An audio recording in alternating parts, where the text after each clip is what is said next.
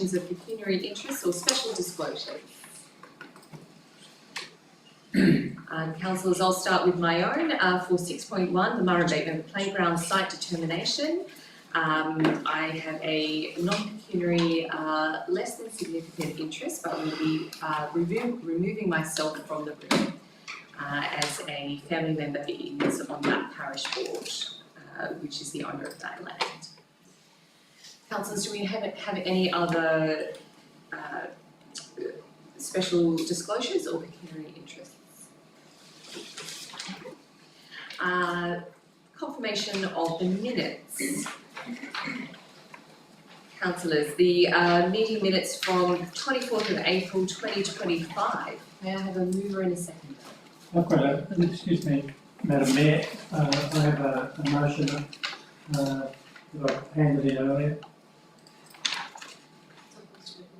Right.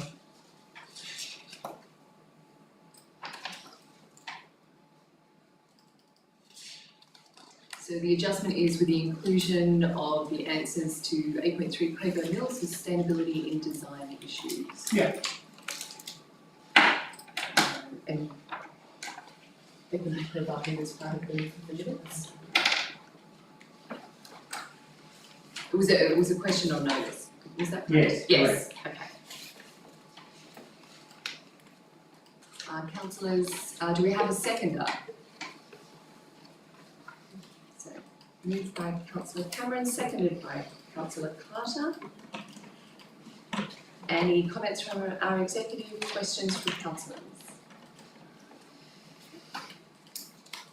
Would you like to speak to your... Yeah, just motion? briefly, I just was having a look at the minutes, and I feel there's an inconsistency with how we report the previous meeting. In that April 24th meeting, I asked two questions on notice, 8.2 and 8.3. 8.2, the response is in the minutes in full, and I do note that in today's meeting, 8.1, which has 5 pages of response to Councillor Cherry's question on notice, it's in full as well.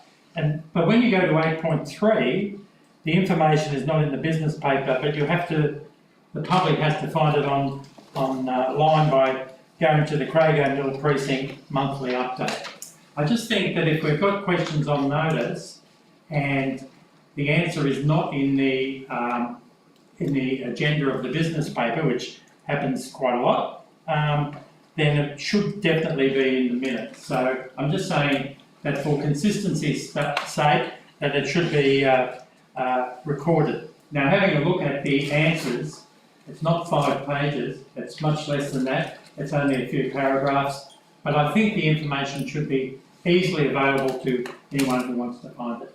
Thank you very much.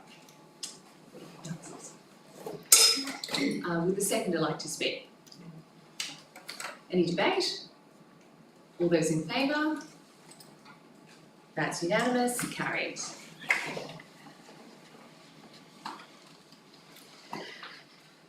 The minutes of the extraordinary council meeting held on 8th of May 2025. Do I have a mover? So moved Councillor Carter and Councillor McGrath. Any speakers? All those in favour? That's unanimous. Carried. There is no mayoral minute. We now move to our council reports. Our first item 6.1, I'll be removing myself from the chair and I'll call upon our Deputy Mayor, Kristen Butler. Oh, I beg your pardon. Sorry. I've neglected to introduce the late reports into our business paper. Could I have a mover and a seconder to bring in late reports 6.12 and 6.13? So moved Councillor Butler and Councillor Burgess. Okay, all those in, any comments before we? Councillor Carter. I'm worried about bringing this in at this late notice. I suppose there's a question first of all, which is why do we need to see this for this meeting? What's the particular urgency around late papers, particularly given our financial situation. Is there a reason why it has to be in this particular meeting? I'm not sure if that's to the Chief Executive Officer or the Chief Financial Officer, so either or. I suspect it could be because we need to get documents to the Office of Local Government, but I will consult with our CEO. First, I'd like to say that it's not my preference to do late reports, and we will avoid them wherever we can moving forward. As councillors know, we're working really hard on our financials on a range of other aspects of council at this moment. But I will defer to the CFO to talk specifically around the QER. Thank you, Valeen. So for the QBR, the provision is that it needs to be presented within 2 months of the close of the quarter, hence why we brought it forward to this meeting. Now ordinarily I would have prepared it a lot earlier, but we had a lot of competing priorities with the next year's budget and the long-term financial plan, and then we were able to move on to this one to then present it to this meeting. Hence, if we didn't have that requirement within 2 months of the final of the quarter, we could have moved it to the next meeting. Councillors, any further questions or debate? Okay. Councillors, we're moving that the late reports enter our agenda. All those in favour? That's unanimous. Thank you, councillors. Okay, now we'll move on to item 6.1 and I'll vacate the chair.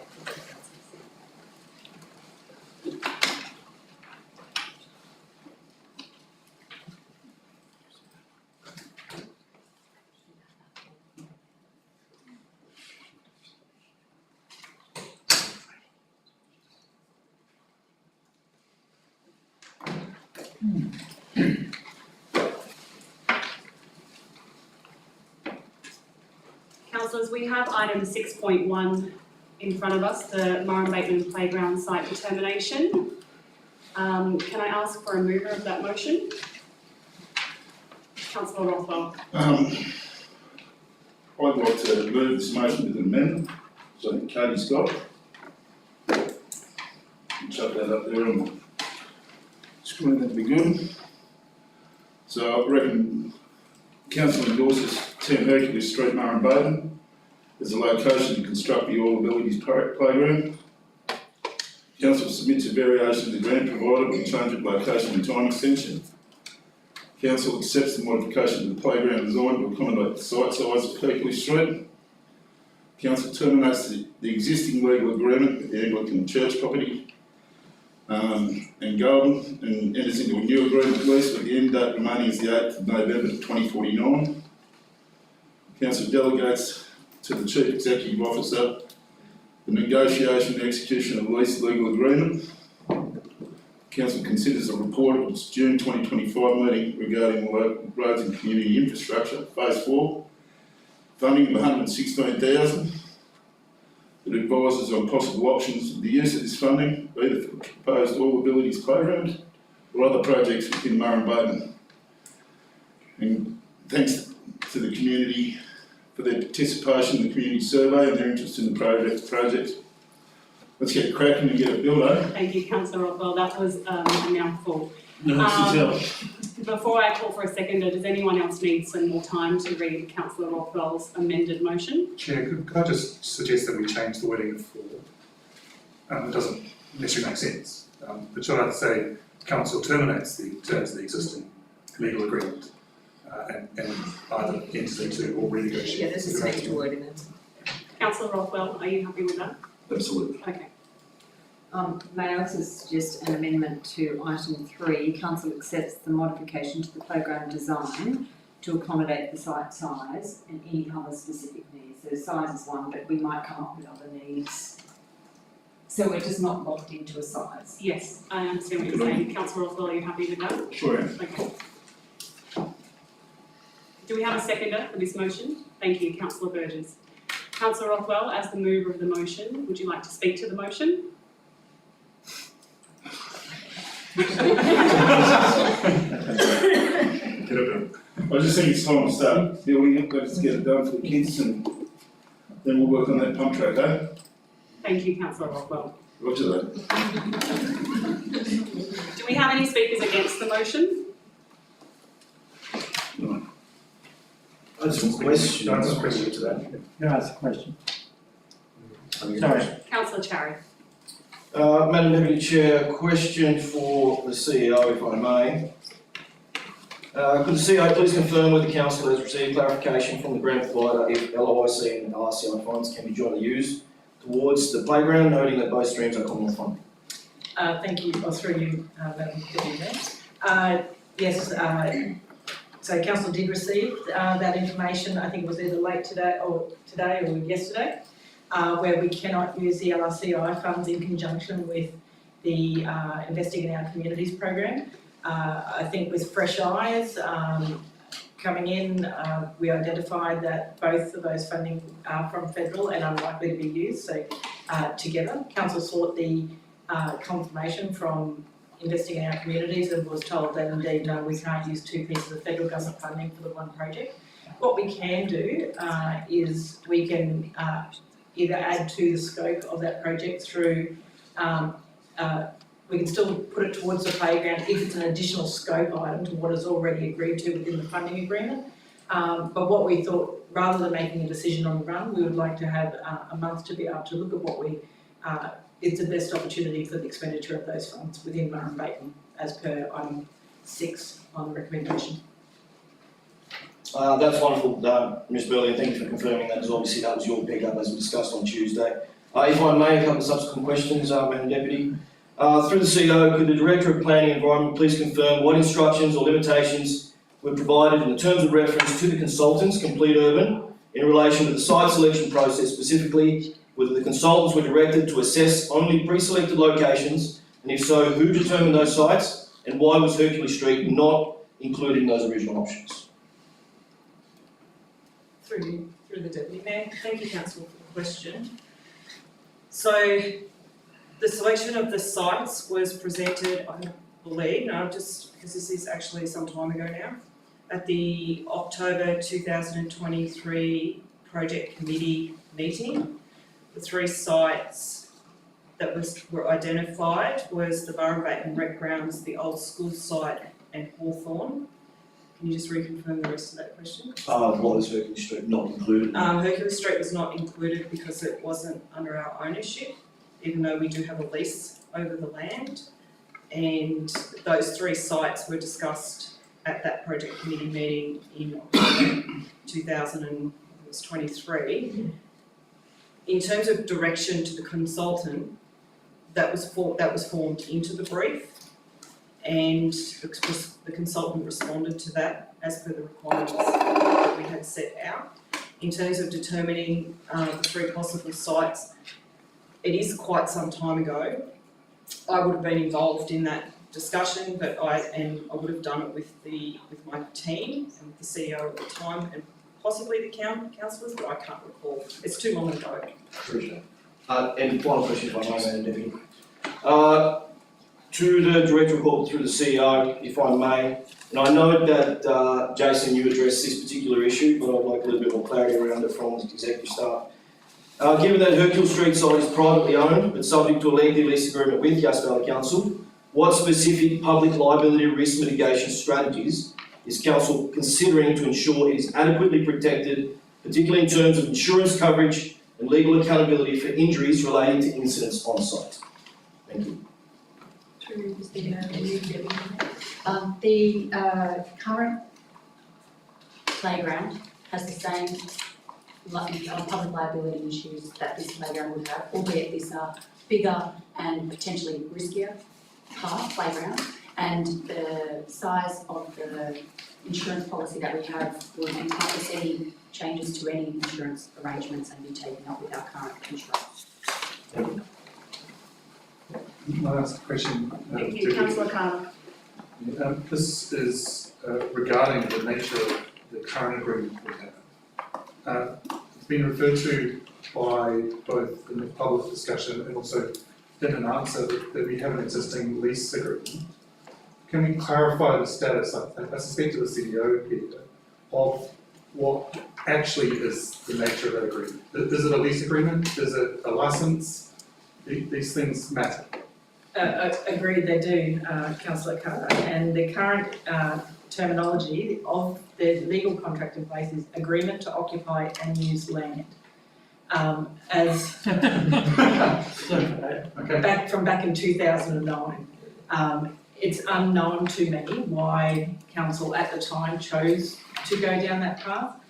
I think the obvious legal contract would be a lease agreement, but because that is how the terminology was used, we decided to use legal agreement within the body of the report to be able to gain independent legal advice as to what, in the event that a lease agreement is not the obvious choice. Being a lease is a legal agreement, that's why we chose to use that terminology. It's trying to make it simple and not confused and have different terminology throughout the document. But for all intents and purposes, I believe we would go through and execute a lease agreement on the site, subject to any alternate views provided by a legal expert. Could I have a follow-up question? Sure. Would the CEO be concerned if our directive in clause 4 here was to enter into a lease agreement? The argument, of course, would be you would seek legal advice, and if they came back and said, actually, no, something's better, you would come back to the council with that. My worry is new legal agreements, as a lawyer, are quite open and quite worrying for us. And there's a couple of elements to that. One would be the situation where it was sold, those sorts of questions. So, would you be, could you discuss the implications of changing that particular? Yeah, my preference is to have a lease agreement because we can actually register the lease on title, and if the property was to be sold for whatever purposes or through mortgagee, it actually stays on title and provides council with that level of protection. And so in negotiating a lease, we would be seeking to have obviously council's best interest in mind, and any clause within the lease agreement where council's best interest is not agreed to, then we wouldn't go through that lease and we would report back to council in accordance. As a follow-up, Mayor, and this would be to Councillor Rothwell who raised the motion, would you consider shifting the wording of clause 4 to say a lease agreement? I don't see any problem with that. I'm happy with that. I mean, I'm not a lawyer, which is why we kept it open for legal advice, but if council wishes to lock in a lease, I'm more than happy to do that. Can I suggest changing 5? Change 5 as well. Jesus, guys. So it could also be done under a license, lease license. We'll just get the final wording up there and then Councillor Rothwell, if you'd like to read out what we've got up there. And Again? yes, yes. And if you're agreeable to the amendment, then we can continue with our debate. Sorry, lease license, Councillor Carter, would you be agreeable to that, lease/license? No. I didn't think so. Not at all. Yeah.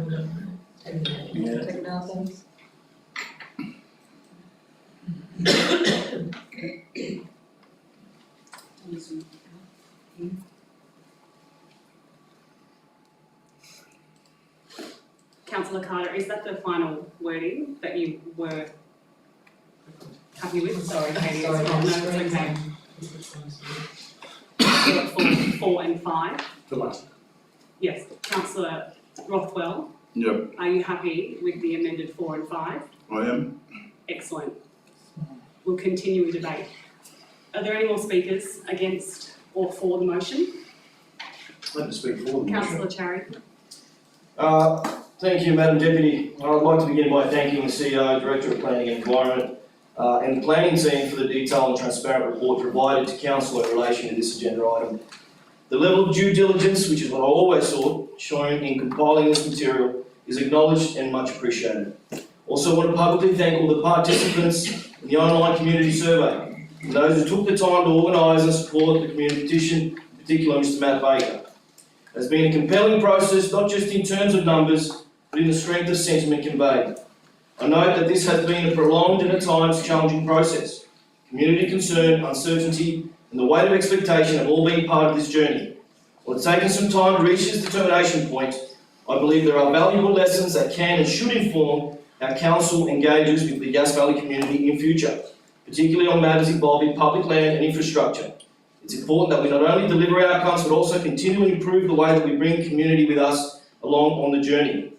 I wish to particularly acknowledge the contribution of the New South Wales Police for providing their CPTED assessment for both sites. As a retired Army officer, I value and I deeply respect their contributions, not just in this process, but in the work that they do for our community every day. Their analysis through a crime prevention lens has added meaningful insight to the broader evaluation of site suitability.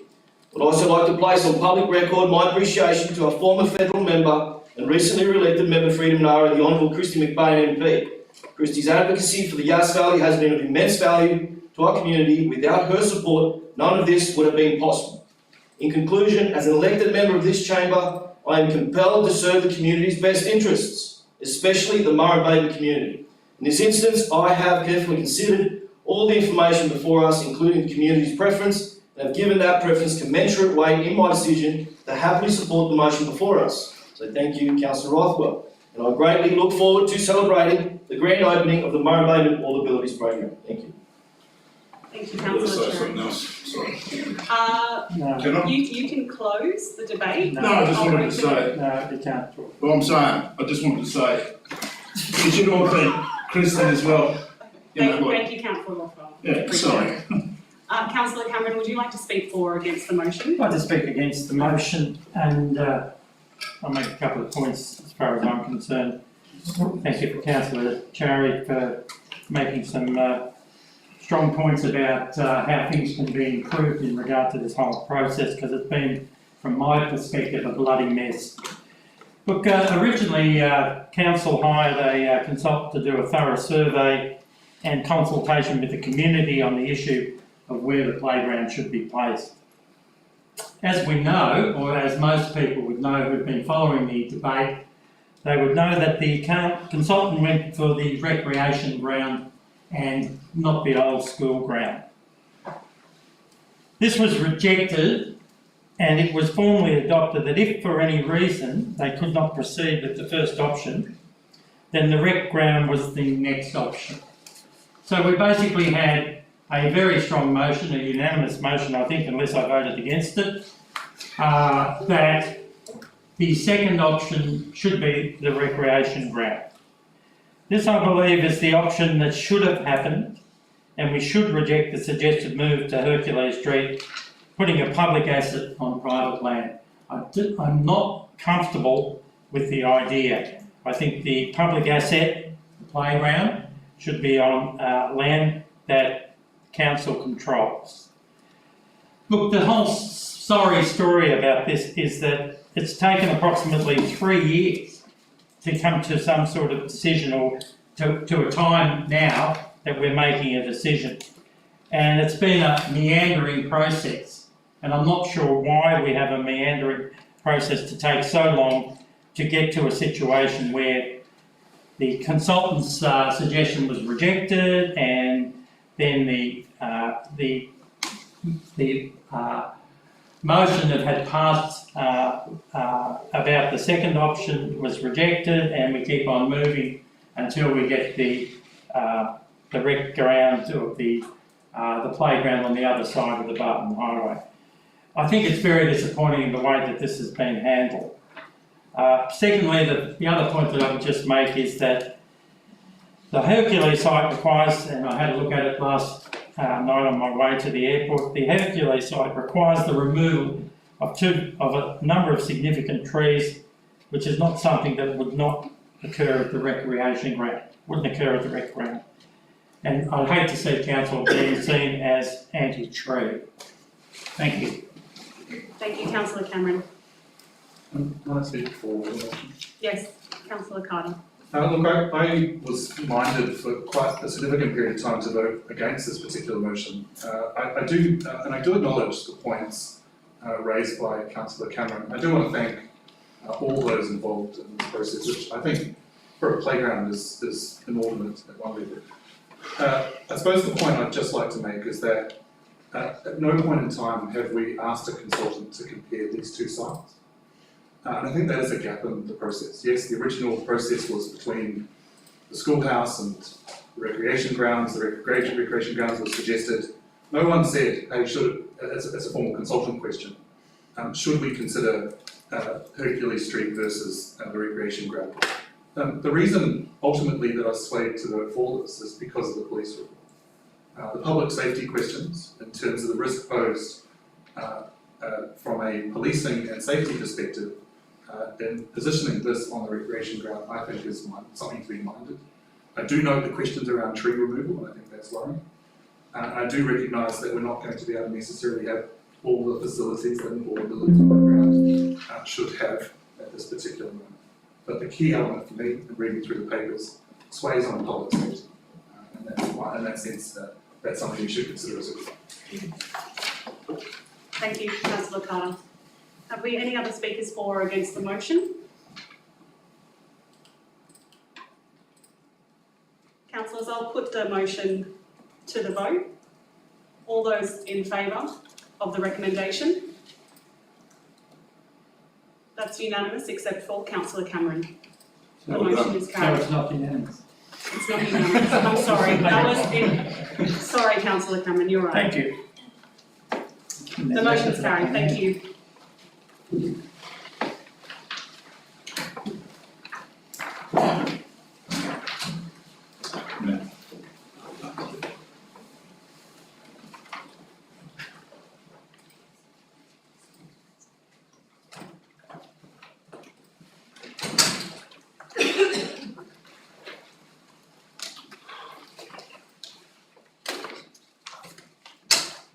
Councillors, we are up to item 6.2. We have a recommendation before us that conditional development consent be issued for development application DA 220142 for a 2-lot subdivision and construction of a highway service centre on the Barton Highway Murray embankment. Do I have a motion, councillors? Anyone prepared to move the recommendation? I'll move the recommendation. So moved by Councillor Burgess, seconded Councillor Rothwell. Councillor Burgess, you have the floor. I'd just like to say, I think it's an urgent need. We get a service station there on that Barton Highway. You go to Murrumbidgee there to try and get fuel with trucks, you can't get in, they've got to drive into the pub ground and you've got to get back across the road and back in there. Most of the fuel tanks are on the left-hand side. And some days I'll come there to Murrumbidgee, I'll come through there a lot, and I've been stuck out on the highway and you get a few fills, we just try and go around, there's cars coming, there's going to be an accident there one day and it's near a service station. So let's get this service station up and going. Thank you, Councillor Burgess. Councillor Rothwell.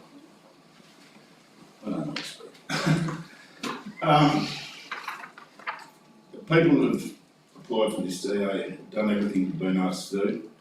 It's not up to us anymore to say whether it shouldn't be built. That determination was made by the last council. So I believe we should vote that it gets built. That's all I'm saying. Thank you, Councillor Rothwell.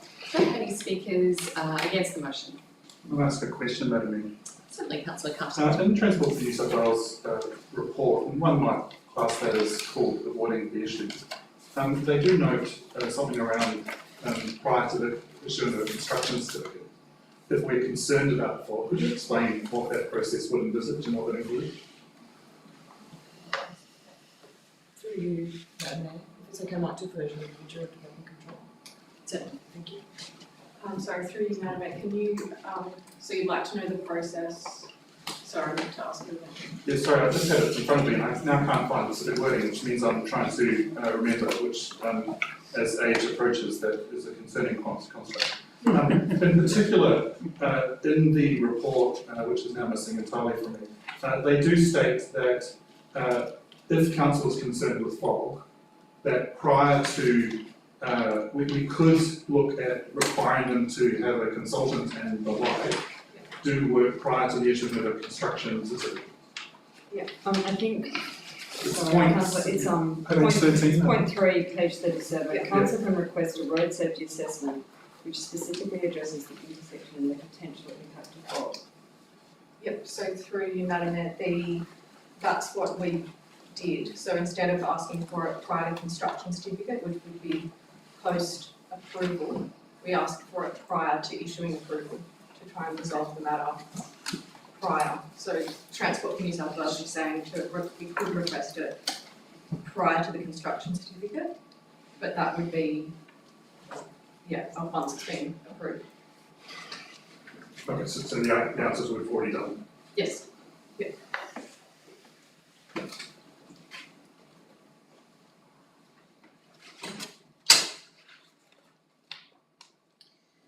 I'd like to ask a question. Just following on from what Councillor Carter has said, specifically we've been given advice which says that we can ask for a road safety assessment which specifically addresses the intersection and the potential impact of fog. So what we've actually been given is an assessment of crash data, looking for elements of fog, but not necessarily looking at the potential impact of fog.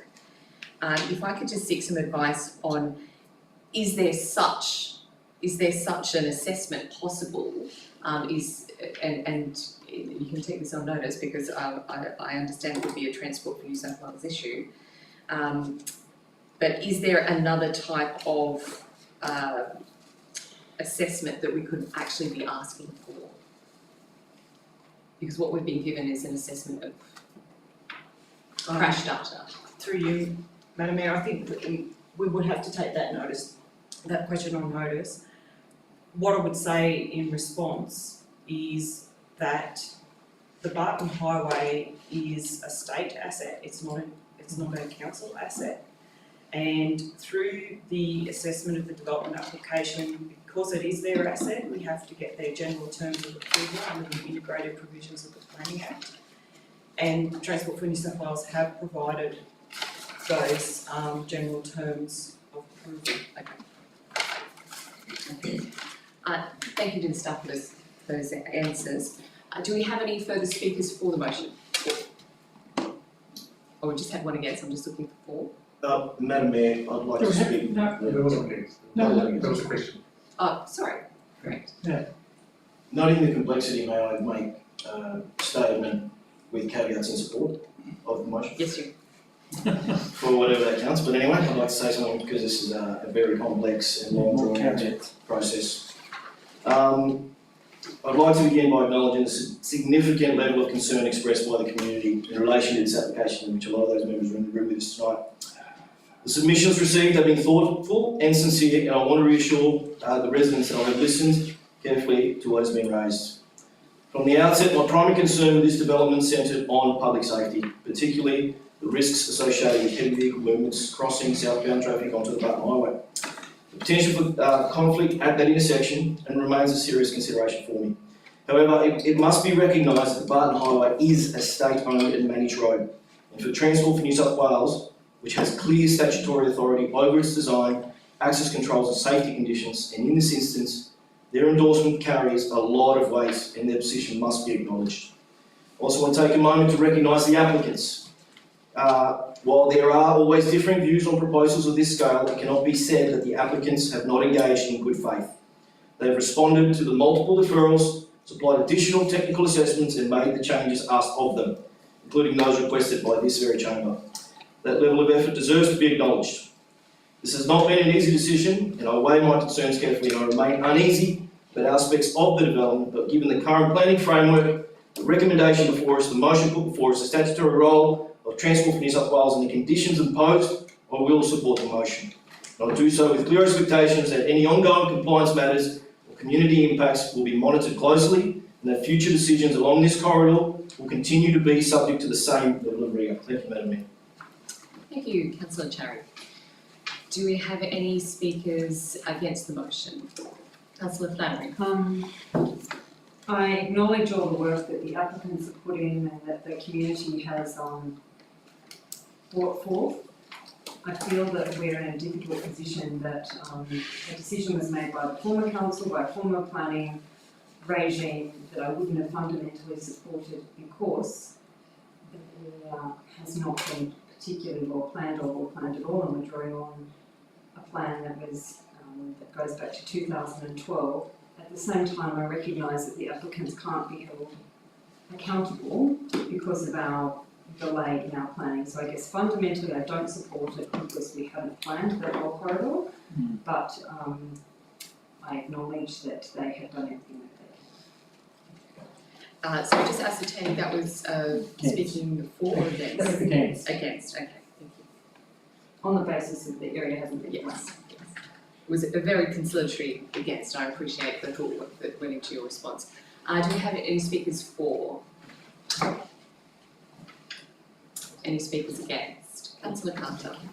Thank you, Madam Mayor, for the opportunity to talk on this. Look, I want to acknowledge two things in particular. I want to acknowledge, first of all, those members of the community that have reached out with concerns about this particular project. I want to also recognise those that have reached out in favour of the project, and it's important. I recognise Councillor Burgess's point with respect to safety issues as well, and this is actually really addressing two questions of safety. One is safety within Murray Abatement itself. And one of the things we've talked about is the risk associated with large trucks and other things being in and around areas like Murray Abatement. We have a statement in our own meeting minutes today from a student at a school in Murray Abatement concerned about safety in that particular space.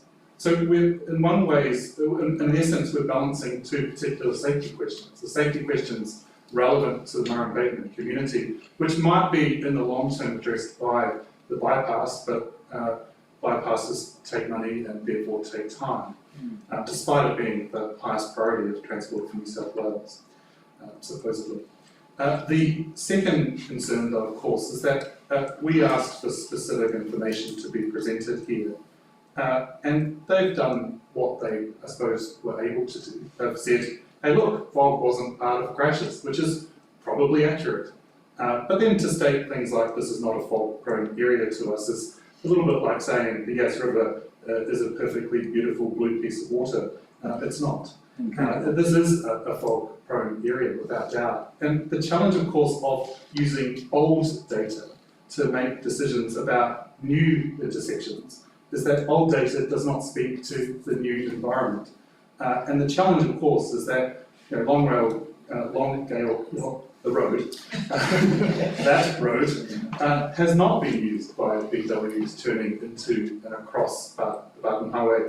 And Councillor Cherry talked about left turning across traffic. It's going to be both ways. It's into it and back out across it. And that hasn't been addressed in any real form here. None of the assessments with respect to safety actually talk about the increased risk associated with the change in the use of this particular environment. I recognise that people have done the work here to provide the information that they needed to provide. I realise that Transport for New South Wales has gone, right, we define rest areas as not being service centres, and they say that in the third line of their opening introduction of their of Transroads document with respect to, so Austroads document with respect to heavy vehicle rest areas, for example. So this is in regulatory speak, which is something I've practiced a heck of a lot of in my legal environment. This is loophole after loophole, and this is what we play games with. And this is how we win arguments, unfortunately, such as building a new service centre because it's not a heavy vehicle rest area, therefore, because we say you can't cross roads for a heavy vehicle rest area, you surely can for a service centre. It just doesn't hold the pub test, Madam Mayor. And in that sense, my concern is that we are creating a significant safety problem with, for residents, for those from Yass that are now travelling through that road on a daily basis, down to Canberra for their employment. We're creating a risk for Murray Abatement residents travelling out to Yass and further afield, and we're also creating a risk for those that are travelling through the Barton Highway on their way for their holidays and other particular events, trade and the like. The reality is that we do know, because we've lived it, and I drive it really regularly, the fog impacts on this particular zone. We're now going to ask large trucks to walk across that while we make our drives home and back. And on that basis, I'm concerned with the level of the information that's been presented to this forum in terms of the safety crisis that this may well create. I really hope, given that it's likely this motion may well pass, I really hope for the safety of Yass Valley moving forward. Thank you, Madam. Thank you, councillor Carter. Any further speakers for or against? Councillor Cameron. Yeah, I'd like to speak against the motion, please. Thank you, councillor Carter. I think your summary was excellent and covers a lot of the areas that I think we should be considering. Look, I just go back a couple of things. The LEP was amended in 2019, I believe, in regard to this property. No? Sorry? Through you, Madam Mayor, the LEP was made in September 2021. All right. Okay, sorry. I thought it was 2019. Why this happened, I'm not aware, as it was some time ago and before I was on the council. I do know that I think the voting was reasonably close on it, and it seems to be, and I'm sort of a little bit concerned by a suggestion by the applicant that the council is somehow locked into this decision, which I reject. I think Councillor Carter has made some good points about the fog issue, and I think the fog issue is what I'm really concerned about, and the safety. I was thinking the other day when I was coming back from the airport, been going to the airport a little bit, about the Hume Highway. Have a think about the Hume Highway, and I think all of us have travelled down the Hume Highway. When you come off to a service station, you pull off to the left, and you're not crossing in front of any traffic. You pull off to the left, and then you've got a long drive into the service station, usually, even half a kilometre long. So you come in quite nice and slow. There's a long path in. What's being considered here is something quite different. You're really coming you're asking the B doubles or even heavier traffic than that, which has been signalled. They're going to be coming down that hill. They're going to be stopping, hopefully, and then doing a right-hand turn across traffic to the service station. I think, from my point of view, I think it's so different to the Hume, which is a separated highway, obviously, but it's so dangerous. And I just think that we're asking for some sort of nightmare scenario to occur, particularly in fog or at night. Thank you. Thank you, councillor Cameron. Do I have any further speakers for or against? Councillors, as one of the councillors present during the time period when we sent this for gateway determination, I'd just like to acknowledge that the door was opened at that point. No, you're not locked in, but we are inherently obliged to see if this proposal actually meets the planning requirements of our legislation and instruments. I want to acknowledge that TF New South Wales are the road experts on design and safety, and I think council has pushed them to create a more robust and safer entry and exit that was there before, and I want to acknowledge the work around this table and through our staff that has seen that achieved, and of the applicants working towards a safer design. I think we can all acknowledge that a duplication of the Barton Highway would increase safety infinitely at this location, and I think if this is approved tonight, I'll be doubling down on my efforts to stress this to the Roads Minister and to the department. This is yet another reason why they should look at the expediting the duplication. I think it's fair to say that Councillor Burgess is exactly spot on in we need to decouple these large vehicles from the village core. It's already causing an issue, it's already causing a hazard, and anything that we can do to bring those heavy vehicles out of the village core, away from the more lighter vehicles, I think is a good thing. I appreciate Councillor Carter's statements about the fog, and I think there's only so much we can extract from the applicants of things we don't know. I would imagine that TF New South Wales will be proposing a speed reduction on the Barton Highway, which is yet again another issue of trying to manage safety by lowering the speed on a federal highway managed by the state. So duplication is something that I'm keen to see. I acknowledge Councillor Cameron's comments about the Hume Highway. Driving into Bookham this week, that intersection is an example of a better treatment, but still safety is an issue, particularly in fog. Yass Valley is a valley. We have areas of fog, and driving to conditions is something we're all familiar with. All of our families are on the Barton Highway, and I appreciate the comments around this room. And I appreciate the extra steps towards dealing with fog in terms of the lighting of the Barton Highway. I think that's going to be a really important step, and that's part of our recommendation. Councillors, I'll now pass over to Councillor Burgess to close the debate. Yeah, well, let's hurry up and get it passed and so they get on with the job. I'd just like to say, they talk about fog. They want to go to Gundaroo, that road's got 3,000 cars a day or something on it. The fog there is terrible all along that road. You go to Lachlan Valley Way, the fog there, that intersection is terrible.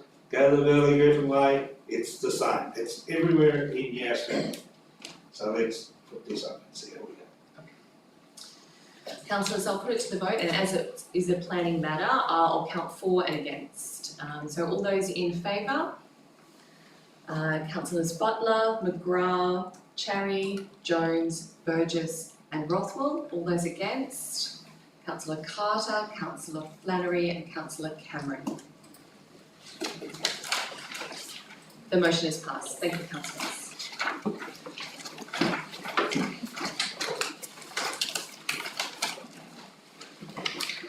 Moving on to item 6.3, planning proposal, 34 Isabel Drive, Murrum Bateman.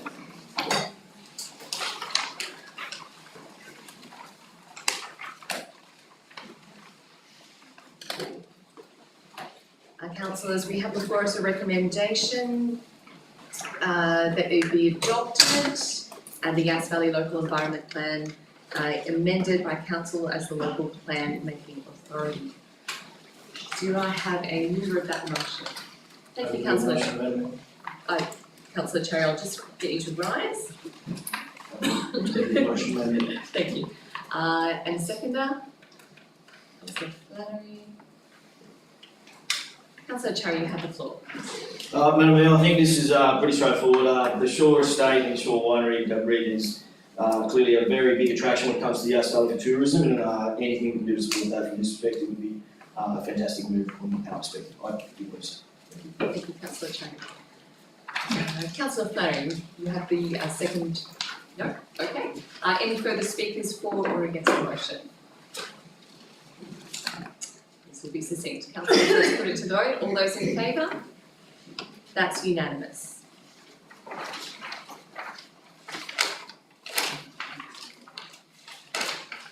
Moving on to item 6.4, the planning proposal for Cusack Place, Yass. Councillors, we have a recommendation before us that the revised draft planning proposal for Cusack Place in Yass be endorsed, and that 2, the draft planning proposal be forwarded to the Minister for Planning to request a gateway determination pursuant to S3.34 of the Environmental Planning Assessment Act 1979. Councillors, do I have a motion? I'll move to recommend. So moved Councillor McGrath and seconded Councillor Butler. Please speak. Councillor McGrath. I mean, it's pretty straightforward. We've had presentations this evening. We've been down this route before, and it's really just a more a technicality than anything else. So I support the recommendation. Thank you, Councillor McGrath.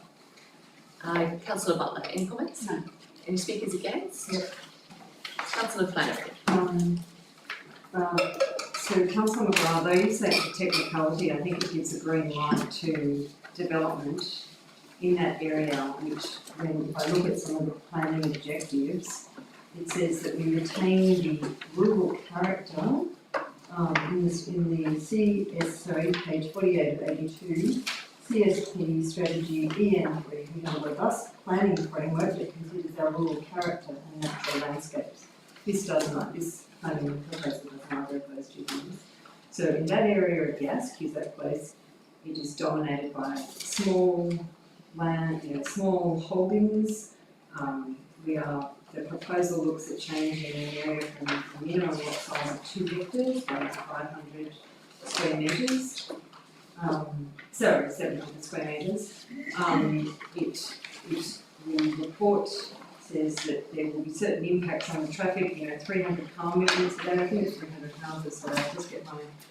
It says traffic impact assessment will generate 2,200 vehicle trips per day, including 234 vehicle trips per hour on a typical weekday, with an anticipated yield of 300 residential lots, which hasn't been changed. I know this has been around for a while, so there are 11 submissions, and although some of them were more redacted than others, they generally didn't support this proposal. Like, people who bought the land in that area bought it for the rural characteristics, which is one of our values. And I feel that if we send this motion forward, there's another, there's 3 or 4 other developments in that area that will just follow suit. So again, I really urge the council to get its planning right. The reason that that area was cut up some 35 years ago was 2 young men died on the intersection between Gums Lane and Jasper Road. So it is incredible to me that we're going to add another, 2,200 vehicle movements and not have any impact on the surrounding roads. Yes, we might have more coming down Cusack Place others, and we might have some going onto the Winchester Road.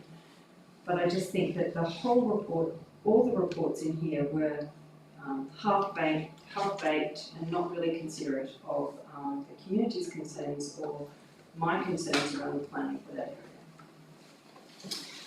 Thank you, Councillor Flannery. I might just ask a question of the Director, if I may, in terms of if any of the objections in the submissions received focused on any of those elements. I thought they were more focused on tree retention on back lines. There's not many native trees there, there's native grassland. Yeah, and also this was identified in the settlement strategy as future housing. Is that correct? Yeah. Okay. Through you, Madam Mayor, just to confirm, yes, the site is identified in Council's settlement strategy. Just have to confirm, I haven't read the submissions since last week. Needs to be stormwater and flood management infrastructure, some references there to sewer. Look, what Council's actually being asked to do is to essentially re-endorse the revised planning proposal so that we can go back to the Department of Planning to get the gateway determination. The exhibition has been completed under the previous gateway determination, but those submissions really haven't been fully addressed at this stage because the gateway determination has now lapsed. I expect if the Department of Planning was to issue a new gateway determination, we would be asked to re-exhibit the revised planning proposal. And given the work that has been done to date by the consultant in addressing a number of the constraints on the land, I expect that we would be moving to exhibition a little bit at pace this time, rather than previous time, given the issues that they've had to address under the current gateway. So just Councillor Flannery, question? through you, no, another question, but just through to the Director of Planning. So if you look at any of the attachments, it talks about, from the submissions in the public, it talks about people's privacy, that they bought there with a specific reason being private, quiet, close to town. I just feel, honestly, that we are doing an injustice to some of the people that live there by not at least flagging to them that we're going forward again. We haven't notified them in any way. We haven't, whether it's our legal obligation or Councillor Flannery. I do have a broken leg. Sorry, I did actually forget. I did actually forget. Councillor Flannery, please remain seated. Happy to stand. No.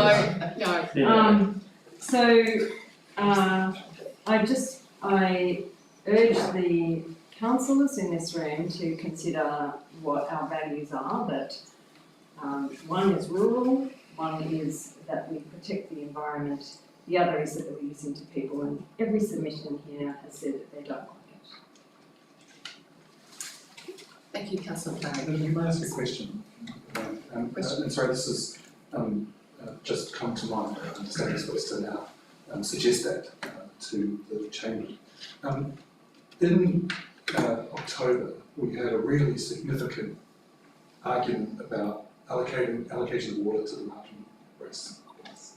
And I just wanted to check that this allocation of, I assume it's a director of instruction and assets, has this allocation of water been taken into account in part of those discussions and conversations, or is this an additional allocation of water? Through Madam Mayor, no, this definitely has been included in the water source strategy and in the settlement strategy, so the lots have been included.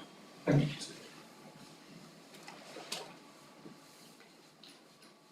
Okay, councillors, do I have a speaker for the motion?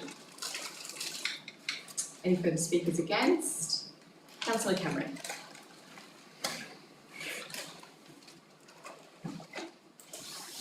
Thank you, Madam Mayor.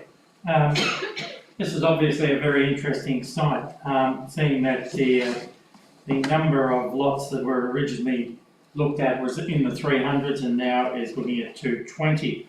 I find it an interesting site because it has major power lines, it has easements in regard to those power lines and possible other power lines, plus we have drainage issues. And a legless lizard, which is obviously not going to move very quickly, I would think.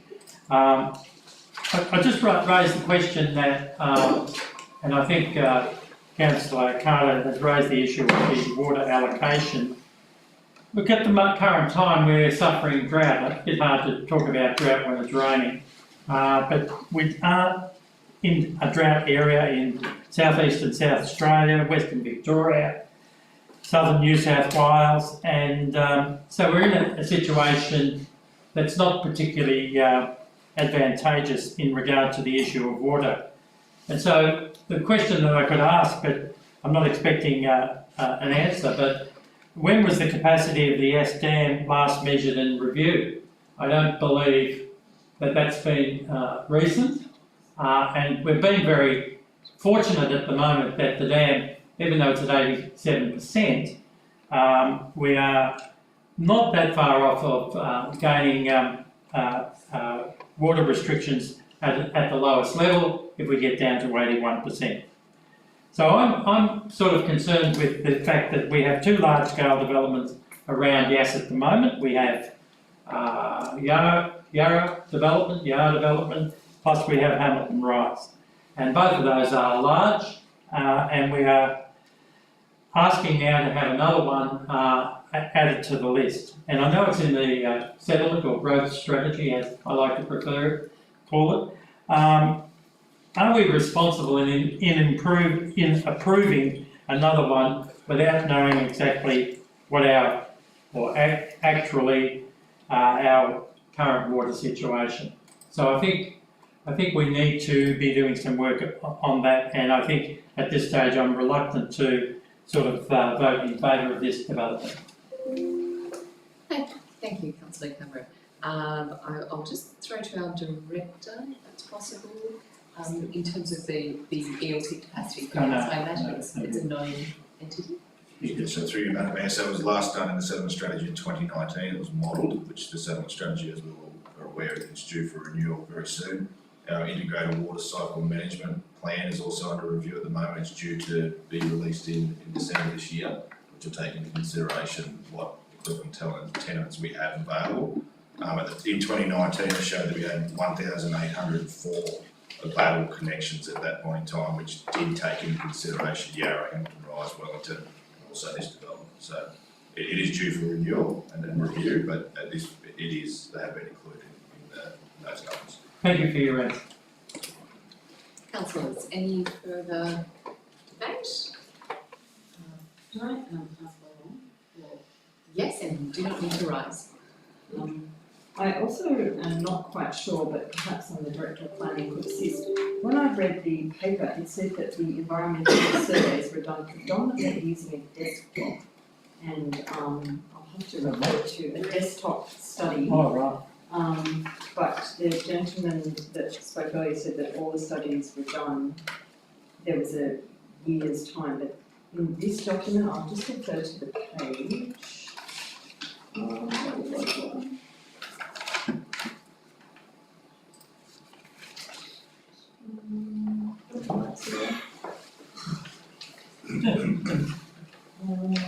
Sorry, I'll have to refer to the, all the lights are going off now.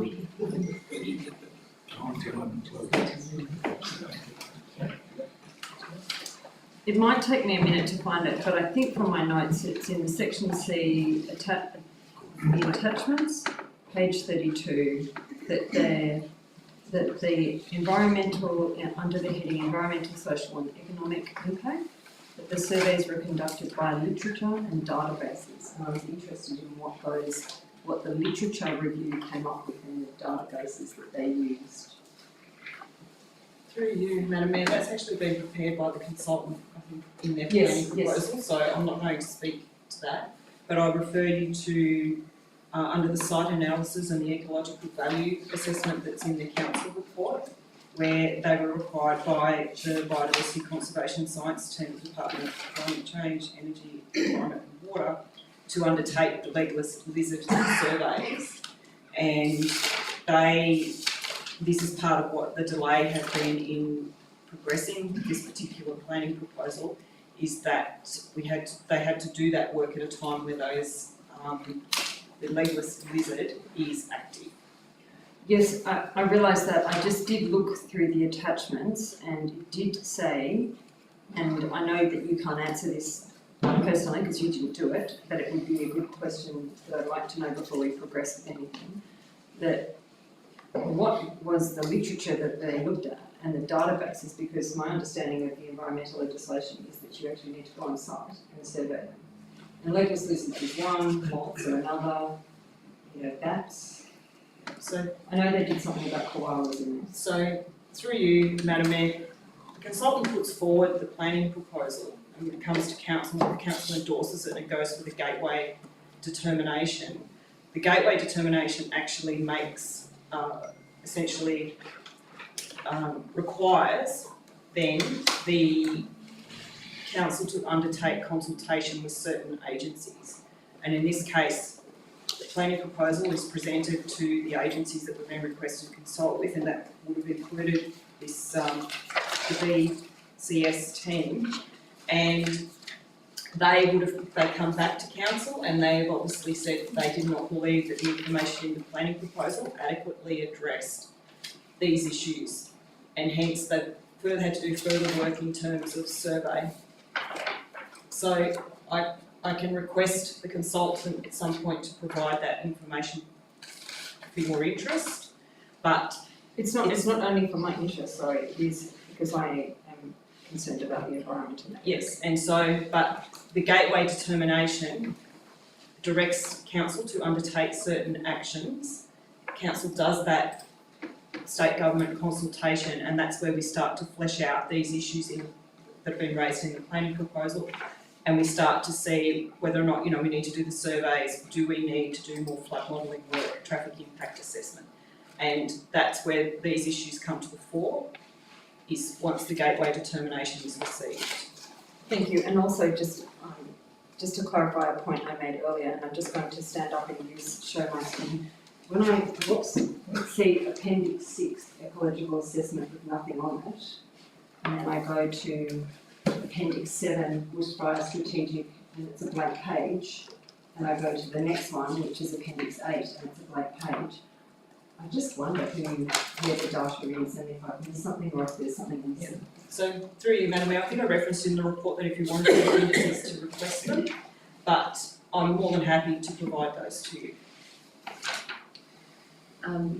Councillor Flaherty, it's probably pertinent to note that the Biodiversity Conservation and Science team of the Department of Climate Change, Energy, the Environment and Water, otherwise known as the BCPCS, And we have the comments from them indicating that there are no concerns with the assessment nor the impact of the proposal on habitat and vegetation in relation to the revised planning proposal.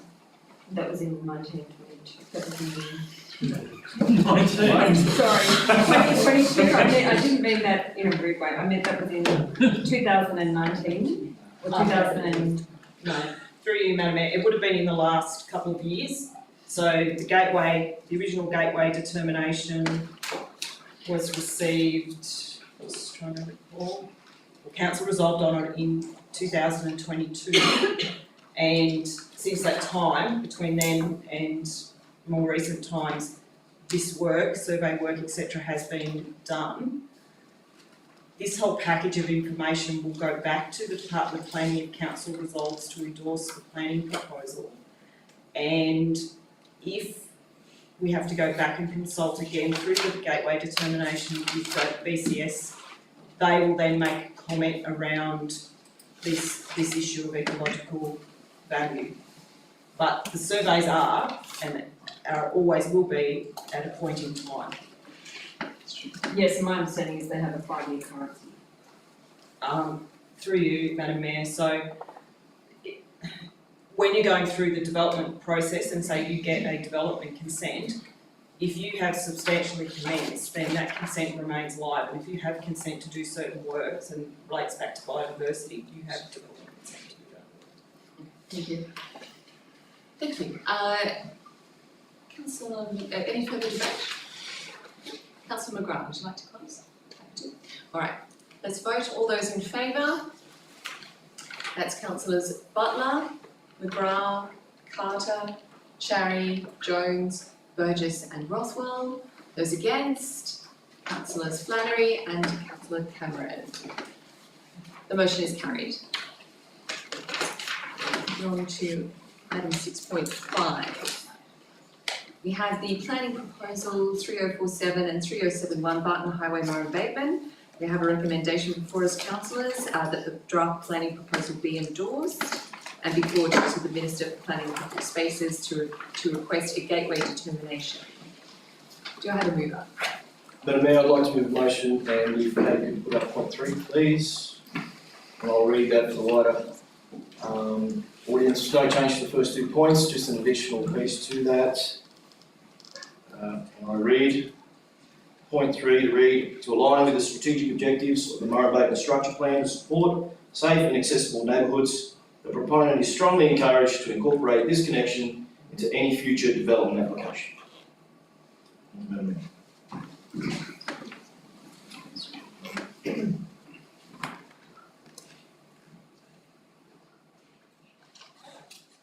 So what are we talking about when we say Sorry, I meant the pathway connection through to Scrubby Lane.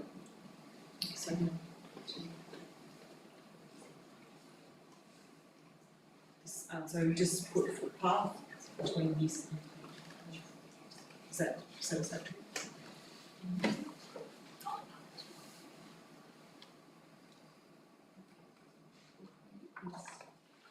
So just before the word the connection, you need the word footpath. Yeah.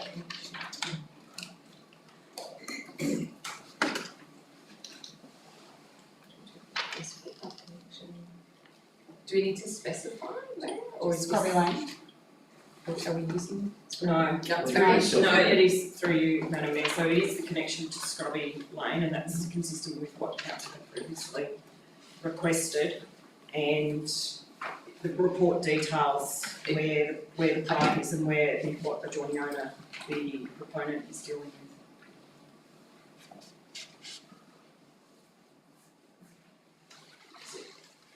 You could put footpath connection to Scrubby Lane. I think Is so, that better? just for historical purposes, for someone reading this later.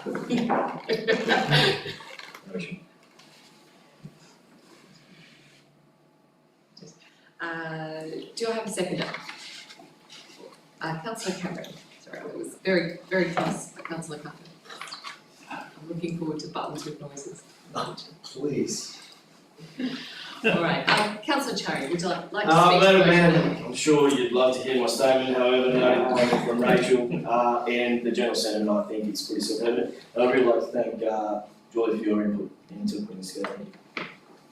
Councillor Kane. Do I have any speakers against? Councillors, I reading the room, and let's put this to the vote. All those in favour? That's unanimous. Thank you, councillors.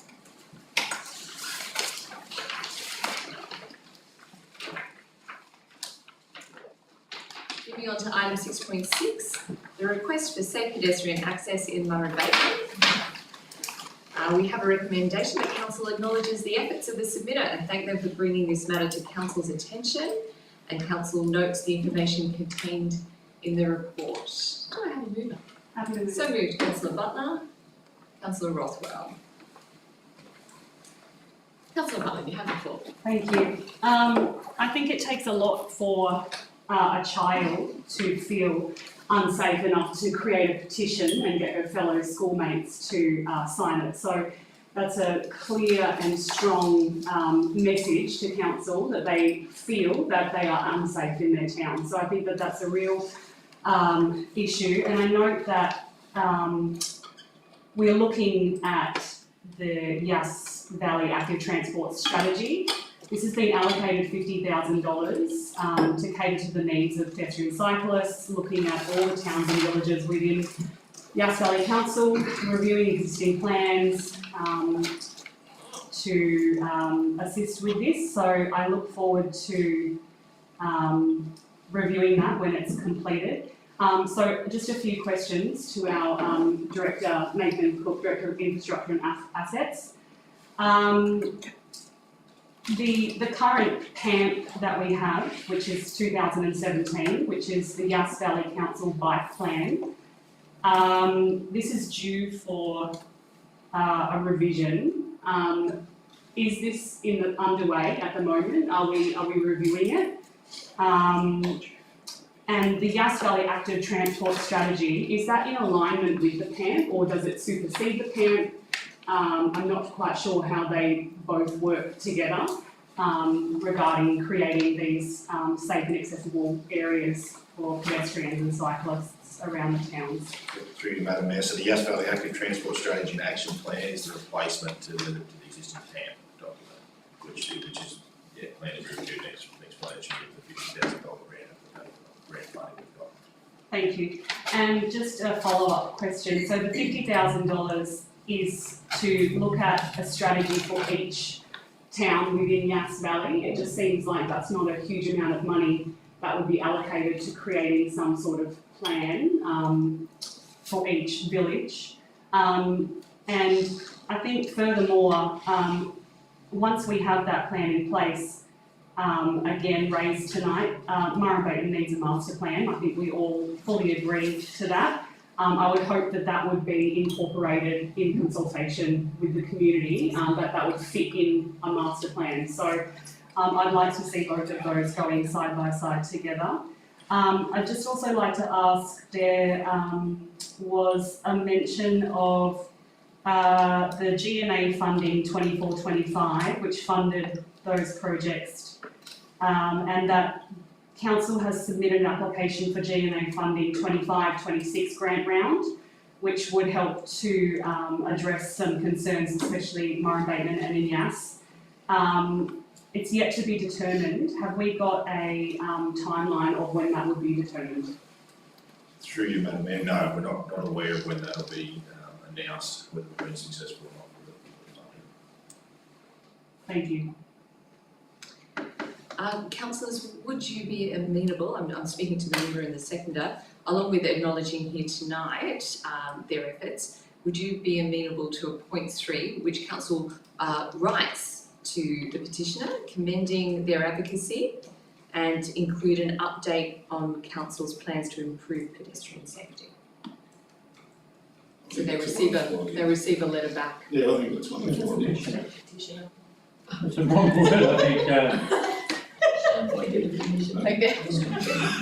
one day they could very well be the petitioner. But today, they're the petitioner. A child. So council writes to the petitioner, commending their advocacy and include an update on council's plans to improve pedestrian safety in Murray.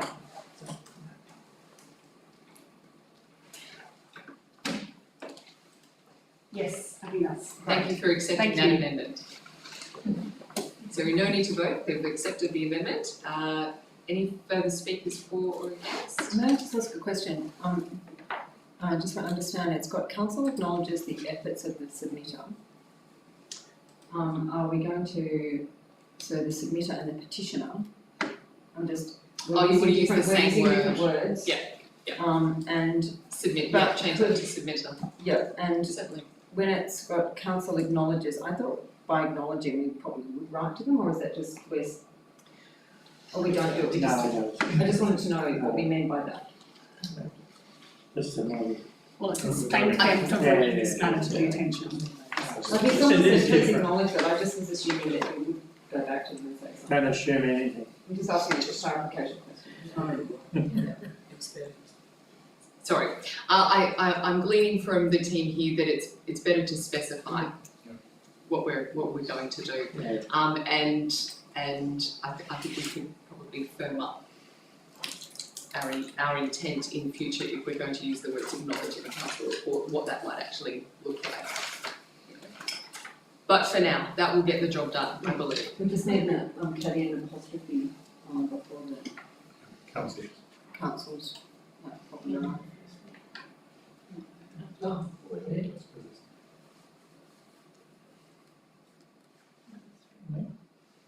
Councils, update on Council's councils. plan. Councils? At the end. At the end.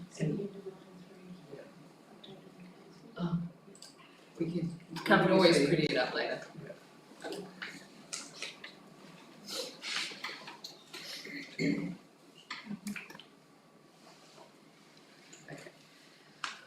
All right, councillors, we have a motion before us. Could I speak to them? Thank you, councillor Carr. Madam Mayor, I think when we had the environment meet the candidates way back in September of last year, there was significant community concern about basically pathways right throughout Murray.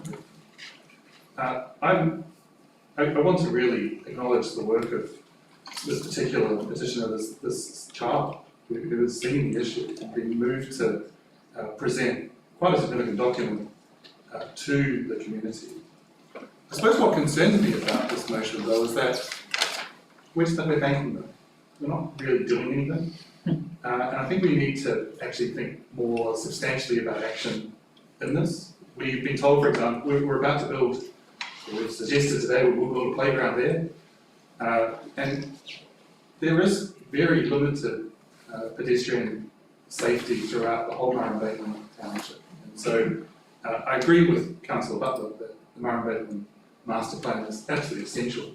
And safety should be at the absolute heart of that throughout. Now, one might consider that if we're not permitted to use the local roads and community infrastructure grant for the purposes of the playground, perhaps we could think about using it for the purposes of at least initial steps to improve safety to the particular site. I want to thank again the work of this particular petitioner or submitter, whatever term we're now agreeing upon. I want to thank the work of the submitter for being concerned about their fellow Murrumbidgee residents. We need to take that challenge seriously in providing as best facilities as possible, not only to Murrumbidgee, but right throughout the entire belt. Thank you, Madam. Thank you, councillor Carter. Do you have an amendment to reflect your comments? I don't think I can make that amendment. Thank you, councillor Carter. Is there any further speakers for or against? I just want to say we're going to let them go. Thank you, councillor Rothwell. Councillor Butler, would you like to close? No, I'm happy. Let's put that to a vote. All those in favour?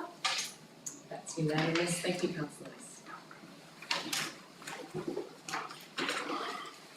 Moving on to 6.7, the monthly finance report. We have a recommendation that the report for April 2025 be noted.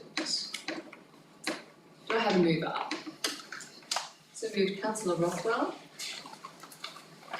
Seconded councillor Charing. Thank you, councillors. Any debate? Any comments? That's just a question, Madam Mayor, if I Councillor may. Carter. And I'll make it very brief, and it is through Madam Mayor to the Chief Financial Officer, if I may. So in this report, it suggests that we haven't drawn down any further monies, and sorry, I'm referring to the appendix B, I suppose, in that sense, and also it might, to some degree, move into a little bit of 6.8, my apologies for that. When are we due to draw down on the Crago Mill facilities? Through you, Madam Mayor, we're due to draw down, it'll probably occur within the next 2 weeks, to start drawing further on the Crago Mill motor facility, and then subsequently into the future months as the project progresses. Any further questions or comments? Councillor Cameron. Yeah, just to follow up on that question, would you have a figure in mind of what sort of figure would you have in mind of drawing down at the moment? So the drawdown that's imminent will be around $2.2 million. And then subsequently, if you look at the cash flow, but then sometimes that changes from when Nathan's team look at the invoice, it's probably will be around 3.5 million the next claim, which will happen through June. Thank you. Any further questions? Debate? I'll put the motion. All those in favour? That's unanimous. Thank you, councillors.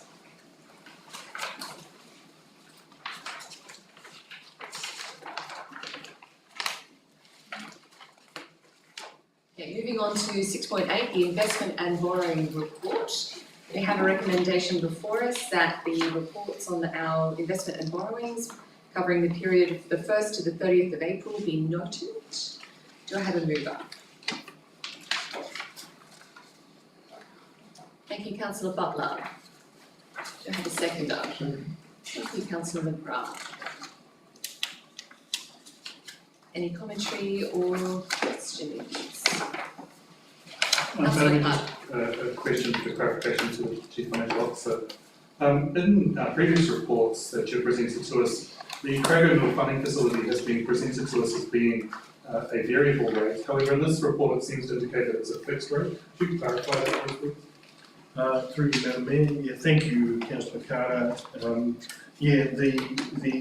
Westpac facility is a variable rate, and I do apologise that the star shouldn't have been on that item. Follow-up question, if I may, Madam Mayor. There has been recent movements in interest rates. About 2 of them. Have Westpac indicated that they're likely to change this rate and reduce it to perhaps slightly more favourable levels from the rather high 6.52%? Through you, Madam Mayor, in our last discussions with the Westpac, they did indicate due to those movements that that rate would move down. I don't actually have what that rate will be. They're due to give us a review report due the end of May that would indicate those interest rates. Further follow-up, if I may, Madam Mayor. Again, to the Chief Financial Officer, there is a statement here about a meeting happening on Monday, 19th of May with TCOR. Well, that could be to the Chief Executive Officer, but minded either way. Oh, and Mayor as well. Good. All three. Could you explain a little bit? I know there's a report to come, but could you give us a brief outline of the nature of that conversation? Did you want to respond, CEO? Yeah, sure. As a result of the council resolution, the CFO, myself and the Mayor attended a meeting with TCOR to visit all of our investments, including Crago Mill, to ascertain whether we're getting absolute best value out of our entire borrowings and investments.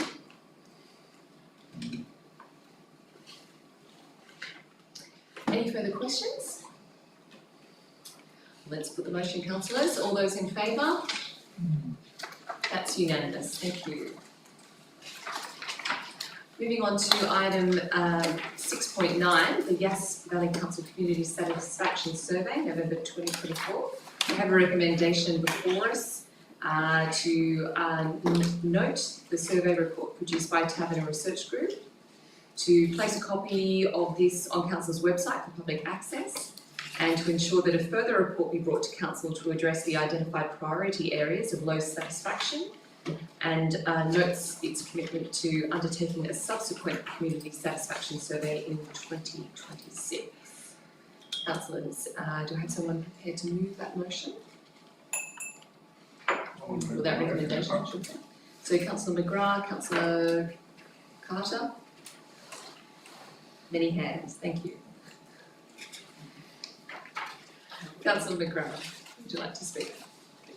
Councillor Carter? Just very briefly, Madam Mayor, just to note that, interestingly, with respect to second order issues, perhaps petitioner or submitter was part of this, noting that footpaths were a concern across the region. There are things that we need to look at in this for community satisfaction. I would have preferred that the data statistically was actually presented in a way that was perhaps better from an analytical perspective. Simply saying that we're below mean doesn't explain necessarily what that means. That is often one of the problems with statistical analysis. It's often presented in ways that appear to be bad. So, for example, it says that we were lower overall than both 2019 and across 35 other regional councils in the database. But magnitudes matter in this case, and where the trends are also matter. So I was actually quite disappointed with the nature of this report. Happy to accept it as it is, but in the future perhaps we could be seeking more valuable insights into challenges that we're facing, as well as, you know, why, for example, things that we do have are perceived as strengths as well. At the moment we don't have that data within this. Any further questions or comments? Councillor Flannery? I concur with Councillor Carter's comments. I mean, I think it's absolutely essential that we do provide information to the community, that we provide them accurate data as it is. It's not re-synthesised. I just think that perhaps when we're doing this again, or when we're putting it on the website, we could add some commentary around it, which is a little more explanatory, or just talk to them in just saying that we're lower than 20 other councils. It kind of doesn't help us try and improve, in that respect. So I just think that we could, you know, come up with some other explanatory text and also provide this document. Councillors, I'd just like to note that during the workshop we were able to ascertain that Taverner will do a further dive for us to get information on how we might compare with similar large rural councils from our usual group that we compare ourselves to. And not to say that that might improve our statistics, but I think it's a more suitable way to measure us against councils with, you know, similar issues, similar budgets as well. And I note that our scope is quite narrow, and that's something that we'll look at in future studies. Councillors, do I have any speakers against? Any further speakers for noting? And our other action steps? Right, let's put this to a vote. All those in favour? It's unanimous. Thank you, councillors.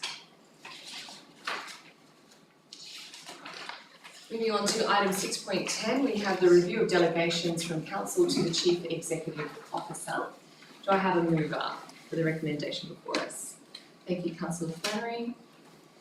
And seconded, Councillor Rothwell. Councillor Flannery, with your permission, I'd just like to allow the Chief Executive Officer to speak to the item. Thank you, through you, Madam Mayor. This is part of Council's ordinary course of business, where councillors essentially endorse the delegations to be provided to the General Manager. This document in particular, this report, has been drafted by our Manager of Governance, who is well versed across, I think, 14 councils now that Tanya has worked for, and Tanya, I think, has rightly so made particular reference to some control measures in there for the CEO, which I'm very happy to accept, given that, especially given that the financial situation that council is in. and I think that's only a prudent course of business, and the exceptions to that being some of our large-scale construction projects, and the reason why they are outside of the financial limitation is because we only have, under the contract, a certain amount of days to approve those payments to get it through to meet the obligations under the contract, or otherwise council is in default or in breach of the contract. And so we can't wait each month to get that approved or so forth. But certainly projects like Craig Mill and the water treatment plant have very robust project management in place with external contract managers, project steering group committees, and monthly reporting attached to those. Thank you, Ms Burley. I'll just allow the mover and the seconder to have their first opportunity to speak. No, Councillor, any speakers? Councillor Cameron. Yeah, look, I've already delivered a motion that in regard to this, that the delegation be deferred. It's not up there at the moment. Sorry, Councillor Cameron, you have a foreshadowed motion, is that correct? Well, I thought the motion was actually has been in place for a couple of hours. I would have thought that it would have been in front of that. Councillor Cameron, unless you bring it to the attention of the chair, I have no idea that there is an alternate motion. So I'm going with whoever's got their first hand up. And unless you choose to share it with the chair, I've got no idea that you've got an alternate. Well, I thought it might have been passed to you. It cannot be passed to me unless you give permission. Oh, well, we learn something new every day, don't we? Okay. I was asking for that this very important issue of delegation of powers from councillors to the CEO being deferred to the July meeting, pending a workshop at an agreed time, to ensure that councillors can give this issue the time and attention it requires. I think it does come up very much as... Sorry, Councillor, I'll just have to I'll just have to pause you there. That's fine. So this is your foreshadowed motion, correct? Correct. Okay. So unfortunately, you can't speak to the foreshadowed motion beyond giving us a brief detail. So if you can just give us a succinct reason why the foreshadowed motion is before us, that would be appreciated. Okay. How succinct do you want me to be? Very. Like one or two words, or look, I just think I take the CEO's suggestion that it's a matter of course, but I don't think councillors sometimes realise how important this delegation can be. Just quickly, I'll make a point that on one occasion when you weren't the mayor, Councillor Jones, and you were only Councillor Jones, you actually picked up a failure of delegation, and I'm not sure whether it was to the CEO or to the mayor, but you picked it up. There was either something missing or something that shouldn't have been in there, and you picked it up. I think we should be much more aware of the situation in regard to the importance of delegation of powers to CEO. Thank you. Councillors, we have a foreshadowed motion which we will park. We will now go to our motion that's before us. Should the motion before us fail, you have a foreshadowed motion waiting in the wings, just so you know. So we've had Councillor Flannery and Rothwell decline to speak to their motion. Do I have any further speakers for the motion before you? Which is to accept the recommendations as is in the business paper, just for clarity of which one we're doing. No debate. Okay, so we're ready to put this motion if the mover and the seconder do not wish to close. Okay, all right, all those in favour of the motion before us? Councillor Butler, McGrath, Carter, Cherry, Jones, Burgess, Rothwell and Flannery. All those against? Councillor Cameron. Thank you. Motion is carried. Thank you, councillors. Moving on to item 6.11, the New South Wales Local Government Remuneration Tribunal 2025 determination on fees for councillors. We have a recommendation before us, councillors, that confirms the setting of the mayoral and council annual fees for the period of July 25 to 30th of June 2026.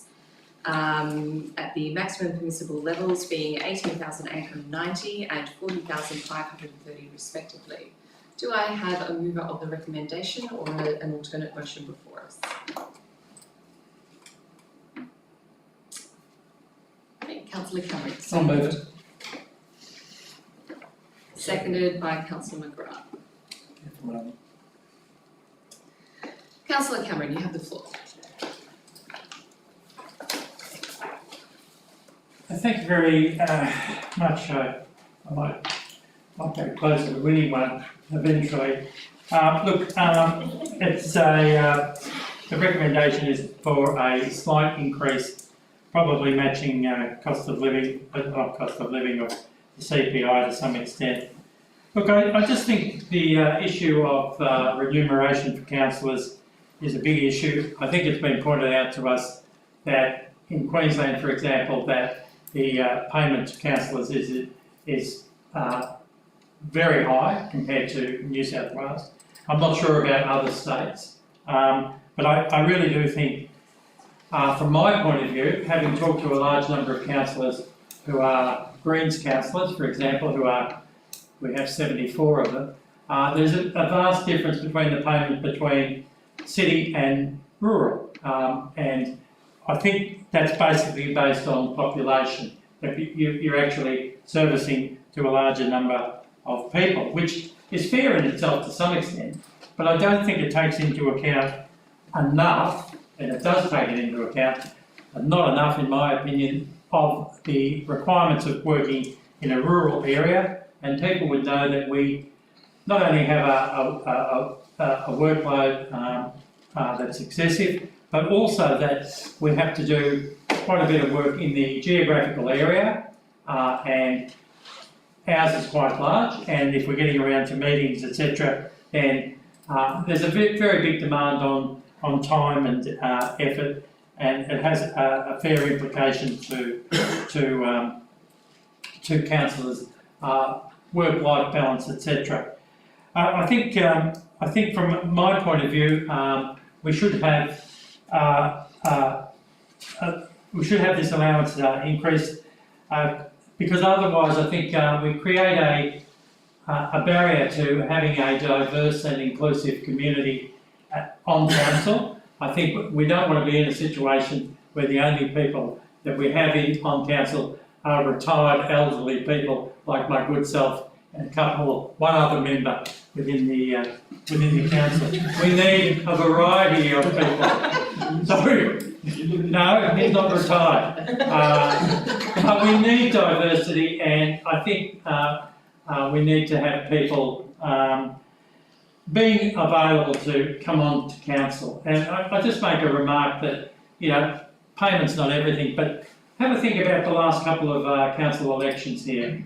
I can remember in 2015, 35 people wanted to be councillors. The next time, 17. The next time, 11. Yeah. So the number of people who are putting their hand up to be councillors. And there was a situation in, I think, Gundagai, I heard, where they only had 2 extra candidates for the 9 positions. So, there's not a lot of people putting their hand up to do the job, and most of us know that it's a difficult position. We only have to look at this week's business papers, 1,000 pages to read within a week. Goodbye the weekend. It's quite excessive. And so I think, from my perspective as a committed unionist, you never pass up a pay rise, because we know that the work that we do is undervalued in our system, whether it's council or whatever. Maybe there are people in the room who don't feel that way, fine, but I think we should be taking this on board. Thank you. Thank you, Councillor Cameron. And that was, just for your record, that was under 5 minutes. All right, Councillor Butler. Just a question, just for clarity. So a 3% per annum increase, which would bring the total to the maximum level 18,890 for councillor, 40,530. What is the difference between what the fees were last year, just for clarity, if anybody knows, just quickly off the top of their head? Tanya, through you, Madam Mayor, Tanya, Governance Manager, are you able to answer that question? It's about $50, so. What was About $50.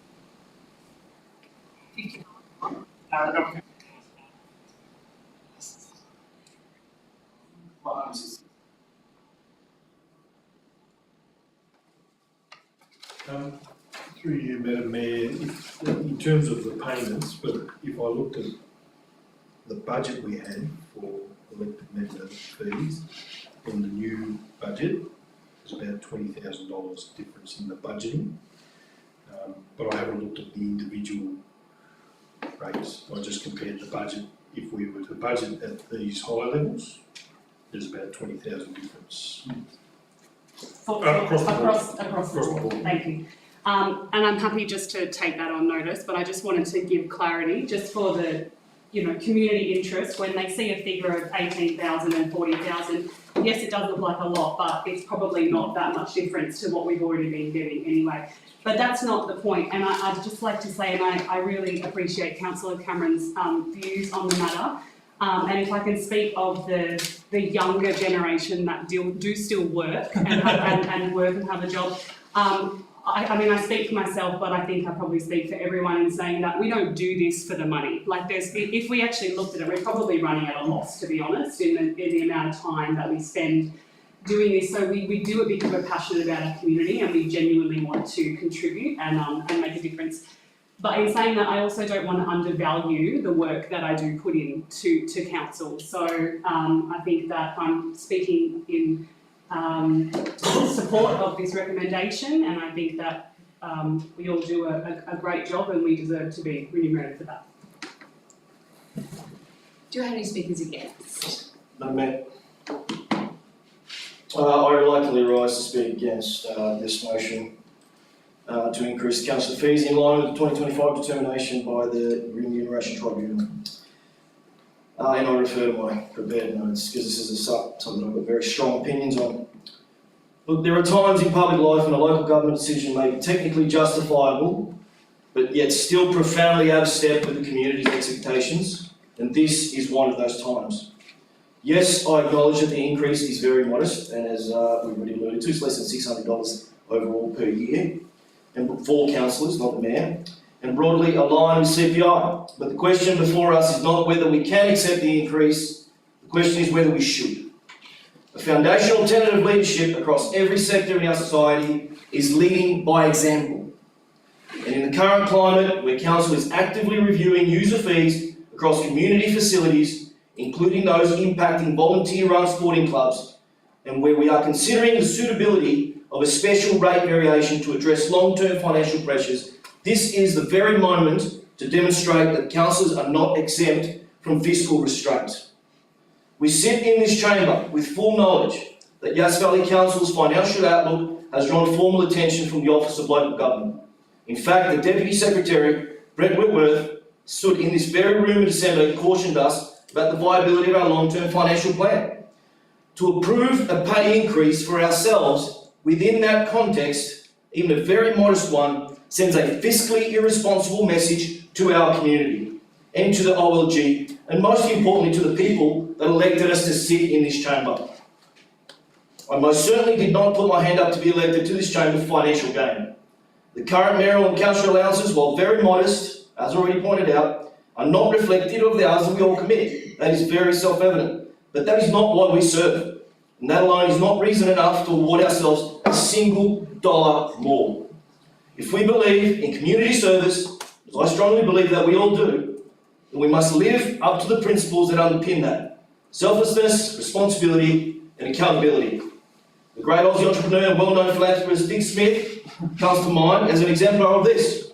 As a recipient of the second highest civilian honour under the prestigious Order of Australia, Dick Smith has consistently used his platform and agency to give back, often quietly and without any fanfare.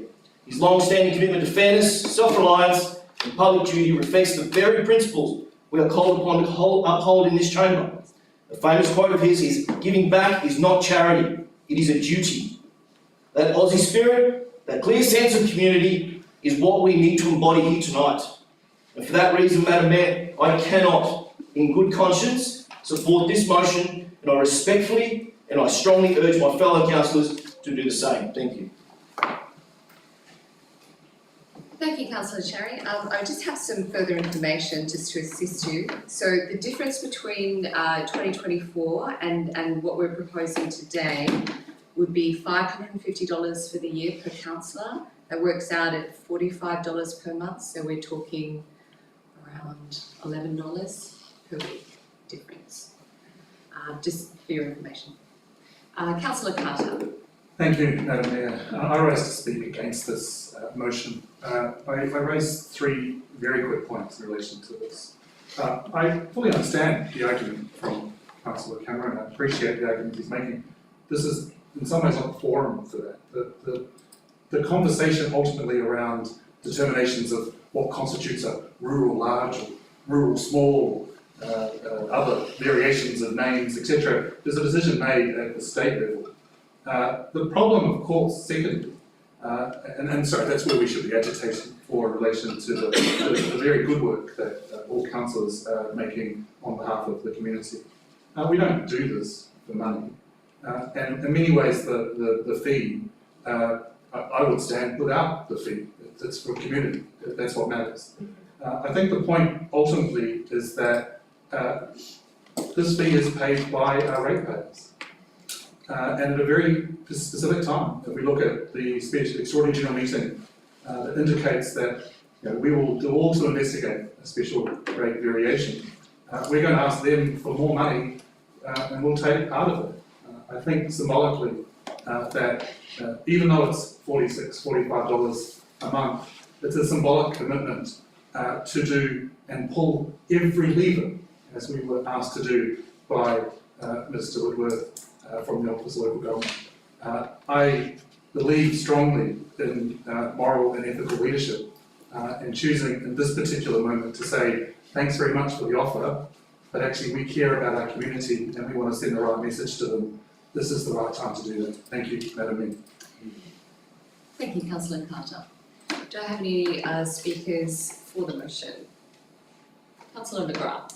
I feel obliged to say a few words, Madam Mayor.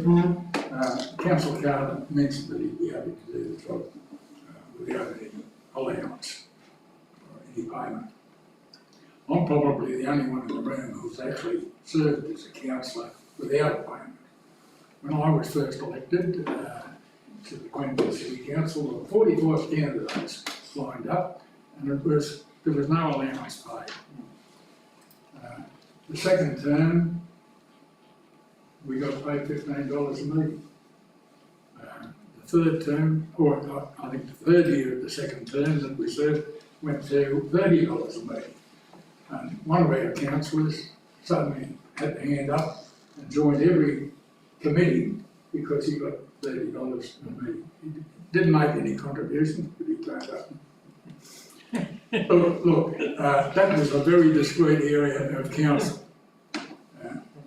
Had probably 60 square kilometres, so there wasn't any rural travelling in vain. There were no great expenses. Turn up to the meeting, make the contribution, and go home.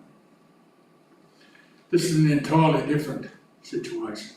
The world has changed. As Councillor Cameron mentioned, the number of people putting their hands up for local government are getting smaller and smaller.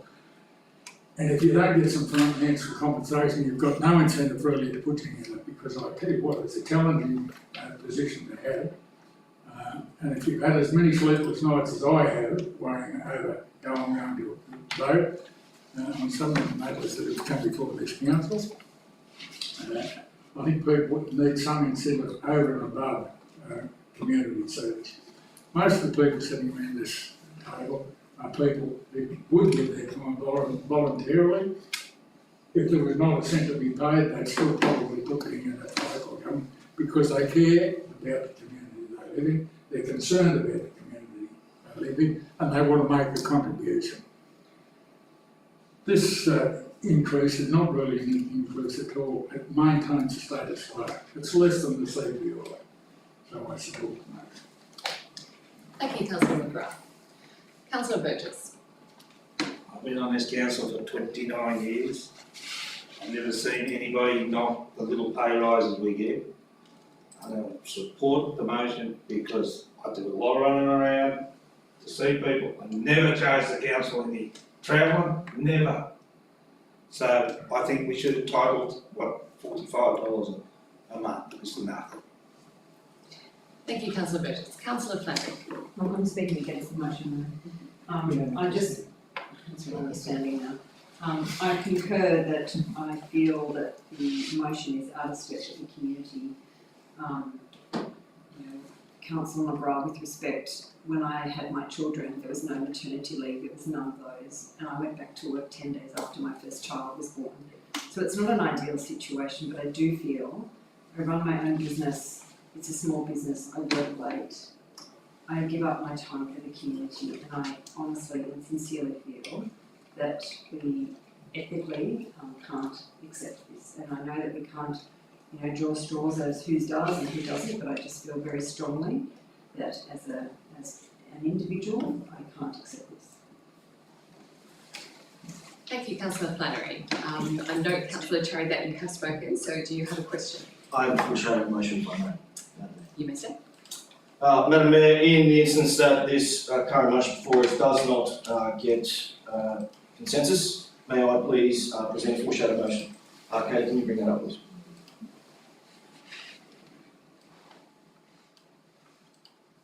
And it reads, for wider audience, that Council notes the current economic challenges facing residents across the Yass Valley and acknowledges the organisation's long-term financial vulnerability as outlined in recent correspondence from the Office of Local Government, specifically the concerns raised by the Deputy Secretary, Mr. Brett Whitworth, regarding Council's ongoing operating deficits, negative unrestricted cash position and over-reliance on internal reserves. Point 2, in this context, Council considers it fiscally inappropriate to increase mayoral and councillor remuneration at this time, and Madam Mayor, I think that's pretty self-explanatory.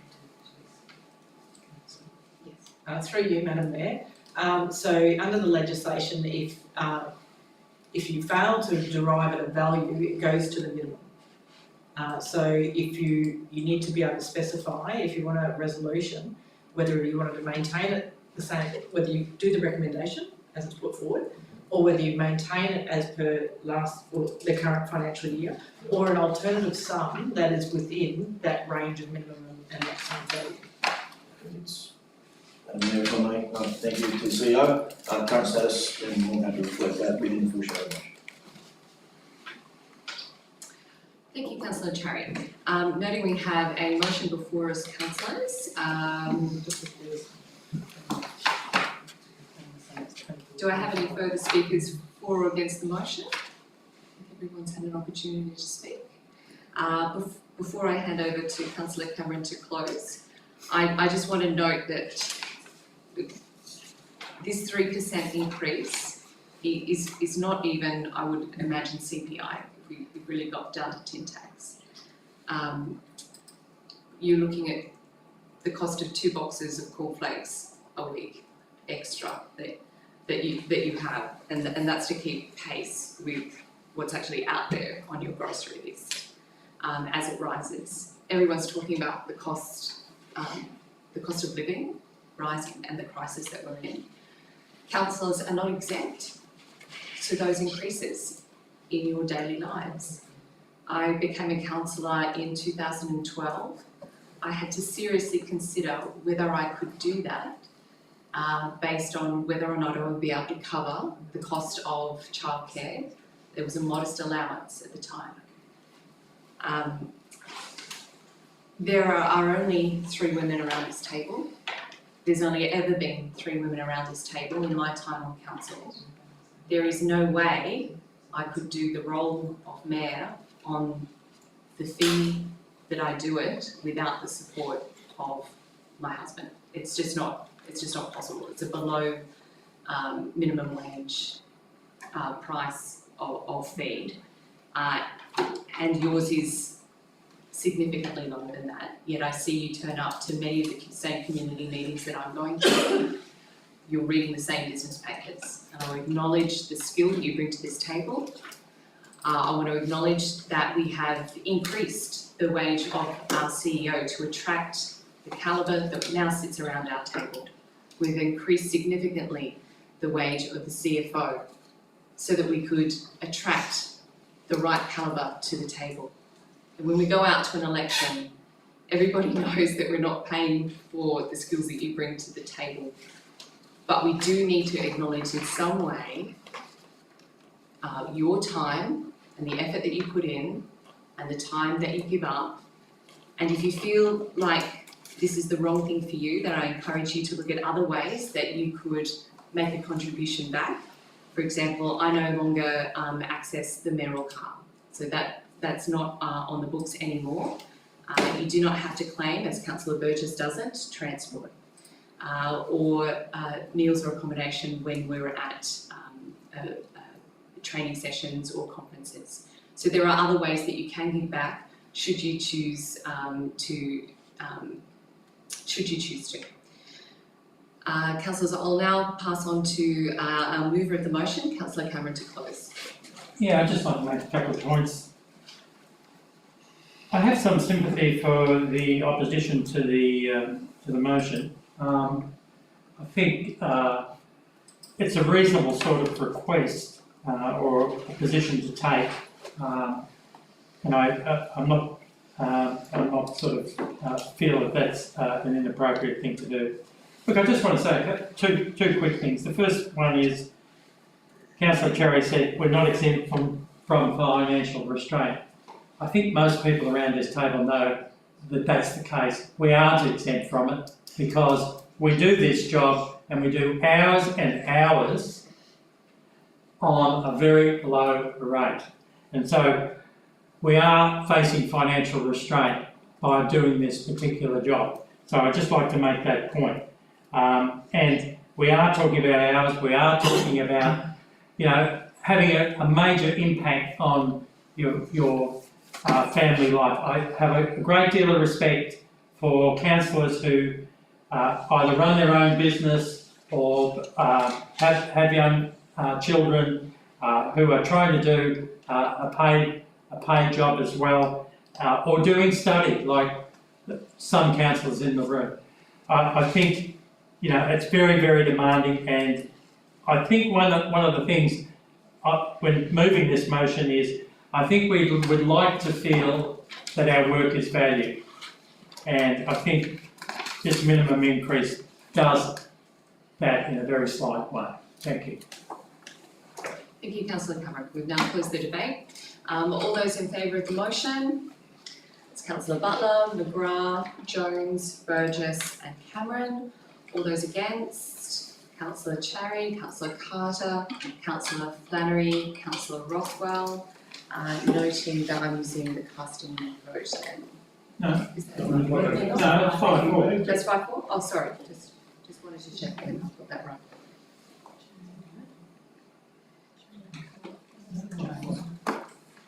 Yeah, 5-4. So, yeah, okay.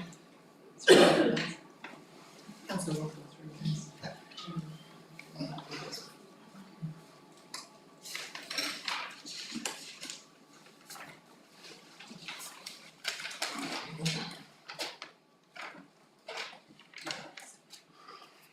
So that motion is carried. Thank you.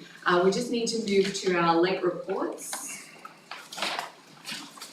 6.12, we have a petition for the Murrumbidgee Playground site determination. There's a recommendation before us that the petition for the preferred location for the Murrumbidgee All Abilities Playground be received and noted. So moved. Second. Thank you, Councillor McGrath. Councillor Butler. Would the mover like to speak? Would the seconder like to speak? I think that was a huge number of people. If we were looking at the community satisfaction survey, I think that harnessed 400 respondents, which was statistically significant and enough for us to lay weight to that. So for a community member to be able to gather that much support from the community in relation to that and get people to commit their name, phone number, address, I think in a short period of time is to be commendable.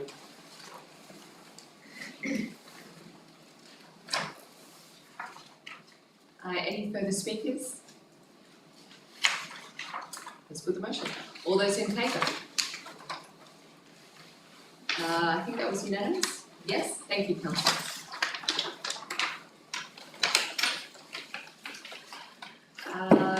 Councillors, item 6.13, the third quarterly budget review statements.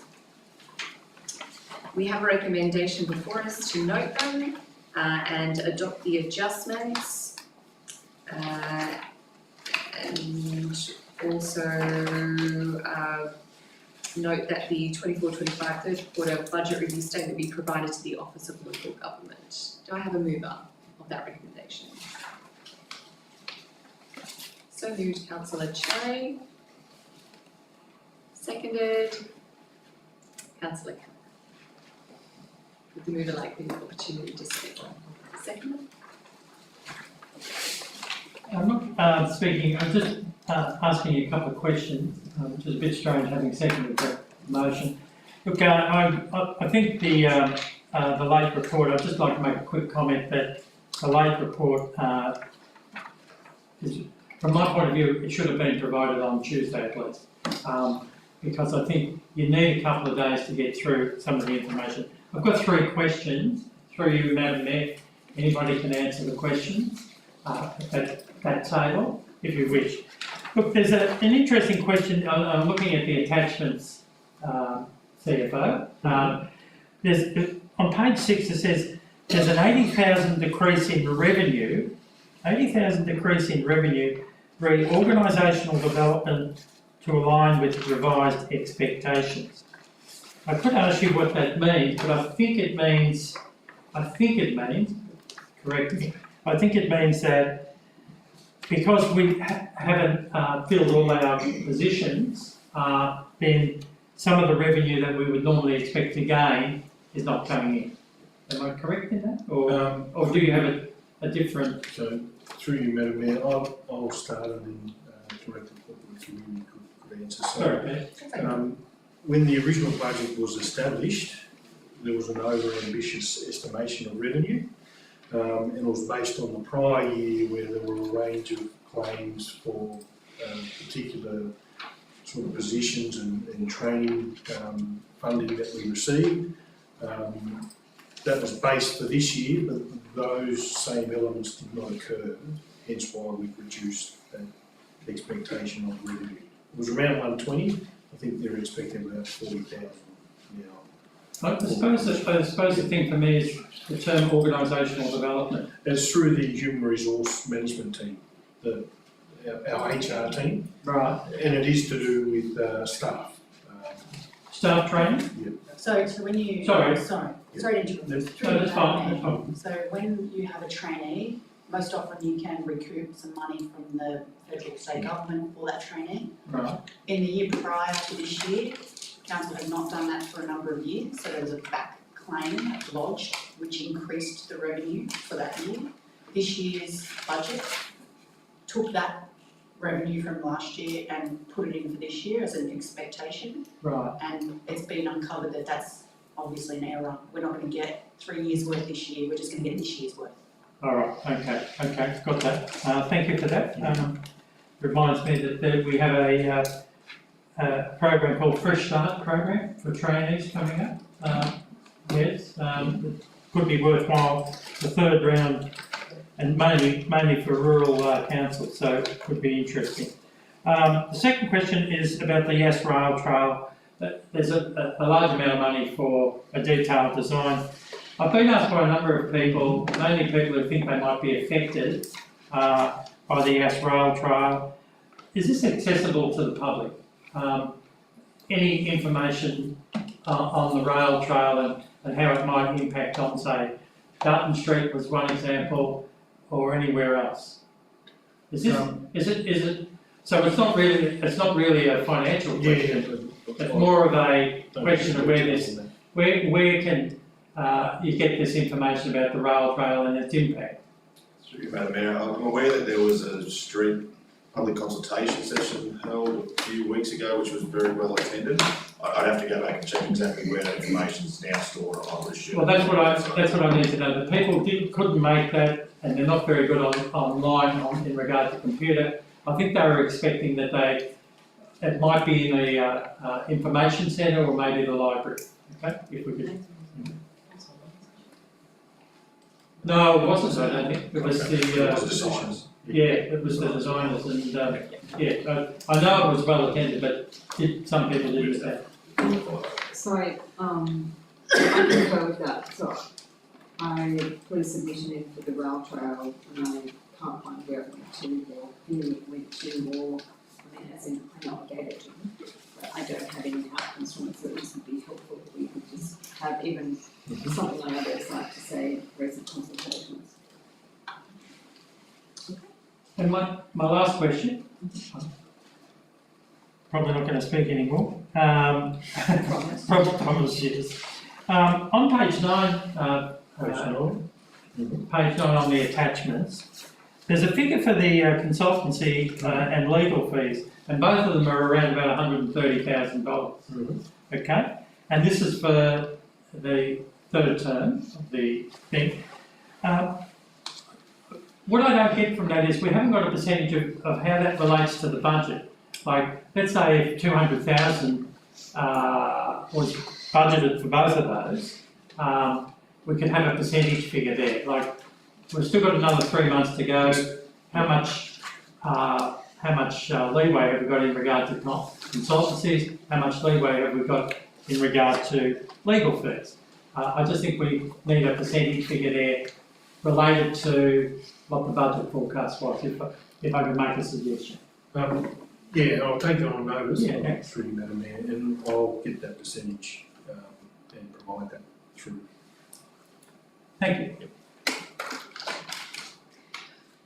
Thank you, councillors. Do we have any further speakers for or against? Can I speak briefly, Madam Mayor, and I suspect it's nominally against, they've been asked to vote something. I suppose the point I would just raise is that, when we did QBR2, and I recognise that we're under significant time constraints and the like. When we did QBR2, we workshopped it, discussed it, we understood all the implications. We've had a day to look at this. That makes it really difficult for us to give any scrutiny to it. I have to admit, I'm really uncomfortable noting something without being able to scrutinise decisions made, choices made. There's variations throughout this document. They're quite minor in name and number, but there's still variations. And so, we haven't been able to interrogate the choices made and the like there. And there are some big gaps and differences here, which, and maybe there's a question emerging here as well, which would be, very briefly, for example, we talk about year-to-date results for March 25 and projected year-end results. There's capital grants and contributions, go up to 19 million, 524,000 against nothing. Could you briefly explain where that figure is coming from? Through you, Madam Mayor. So obviously, and we pointed out, we're a bit behind in the revenue coming all those grants, but talking with the business areas, they're expecting the revenue to come through. There may be some that may not. So really, the biggest change, going from 16.6 through to 19.3, the 2.8 million. That's primarily developer contribution funds that came through. I think at QBR2 we had 1.8 million, which was for the Hamilton Rise development that we reduced. And I did note in other reports that that then did come to fruition through March, around $2 million. So now that's come back into the budget for for that particular development. The other 800 is, I think it's listed in the notes. There was some further grant money for Murray Bateman safety works that came through. So that makes up that 2.8, which has brought that estimation up. Thank you. I'll finish my comment briefly. Thank you very much. I suppose, and maybe I'll turn the lights off for the board. They wouldn't be the first time, anyway. All the levers. Except the lighting. Yes, we're saving money through our meeting. I suppose the point, more broadly is moving forward, it would be really great if council staff, and I appreciate the busyness that we've been through, if we could commit to having an ability to continue the workshop environment around QBR processes. I think that would be really valuable, and it brings a more fulsome debate to this conversation. But I acknowledge the busyness around integrated planning and the like. So Thank you, Councillor. I think most people around the table will share that sentiment. Councillors, any further debate? Let's put this motion. All those in favour? That's unanimous. Motion carried. Councillors, moving on, as we have no motions on notice, through to our questions, up to 8.1, which is the question regarding enforcement activities. I believe that was submitted by Councillor Cherry. Just getting to our section where we note this, so moved.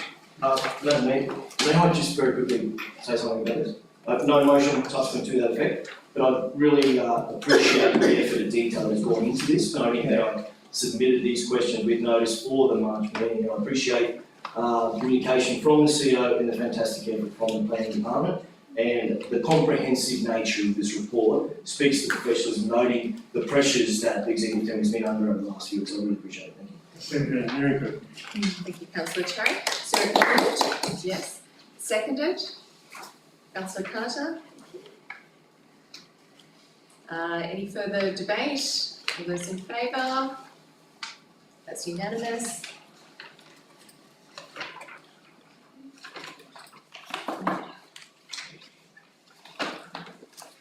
Okay, now our last item is minutes, I believe.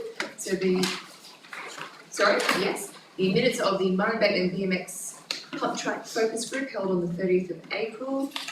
We have minutes for noting. I have a mover, please. So move to Councillor Cherry and Councillor Butler. Speakers for the motion, Councillor Cherry, Councillor Butler. I just wanted to say, I think Councillor Rothwell, as chair of the committee, did a really wonderful job. He did. And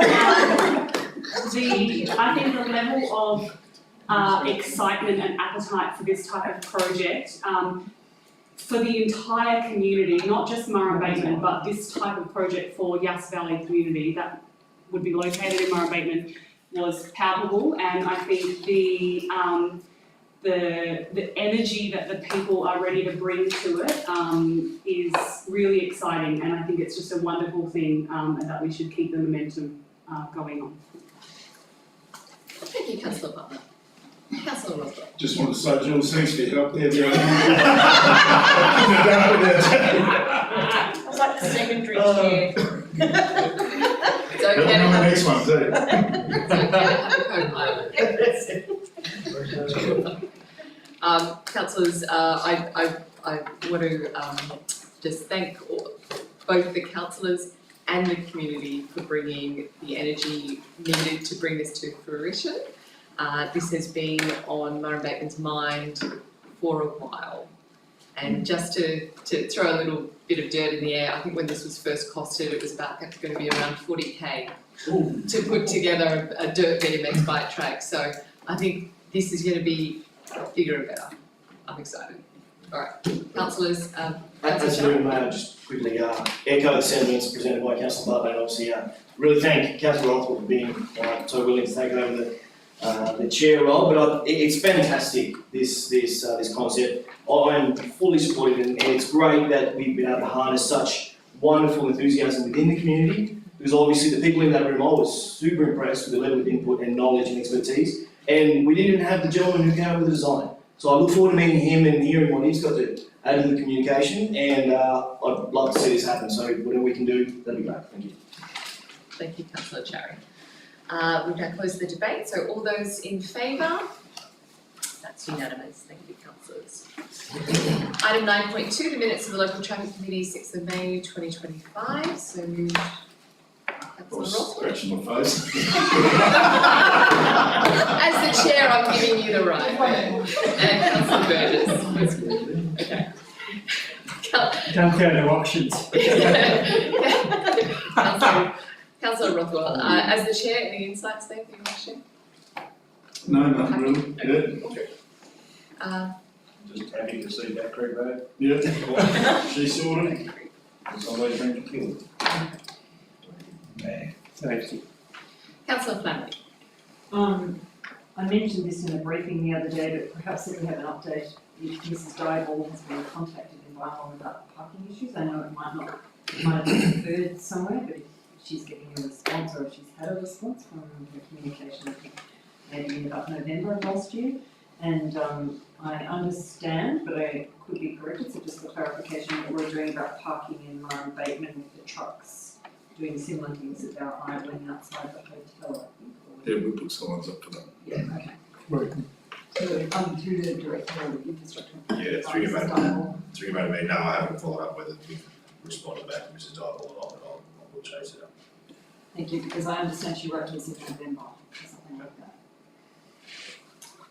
Can I just make one comment very briefly? I just think, given that we've suggested that we're likely to put a category 1 all abilities playground as a Hercules Street, there might need to be a fairly quick and careful review of the traffic safety issues with respect to both Murray Bateman Township in that particular space, given that we're likely to have increased usage of that. It may well be, in that sense, a tourist destination as well. We want to make sure that that community remains safe, and that I think reflects the comments from our submitter/petitioner from earlier today. So I hope that the committee is able to consider that carefully as they move forward. Thank you, councillor Carter. Councillors, if there's no further comments or speakers, okay, let's put this to the vote. All those in favour? That's unanimous. Thank you, councillors. That now concludes our business agenda, and we shall close the meeting at 6:57.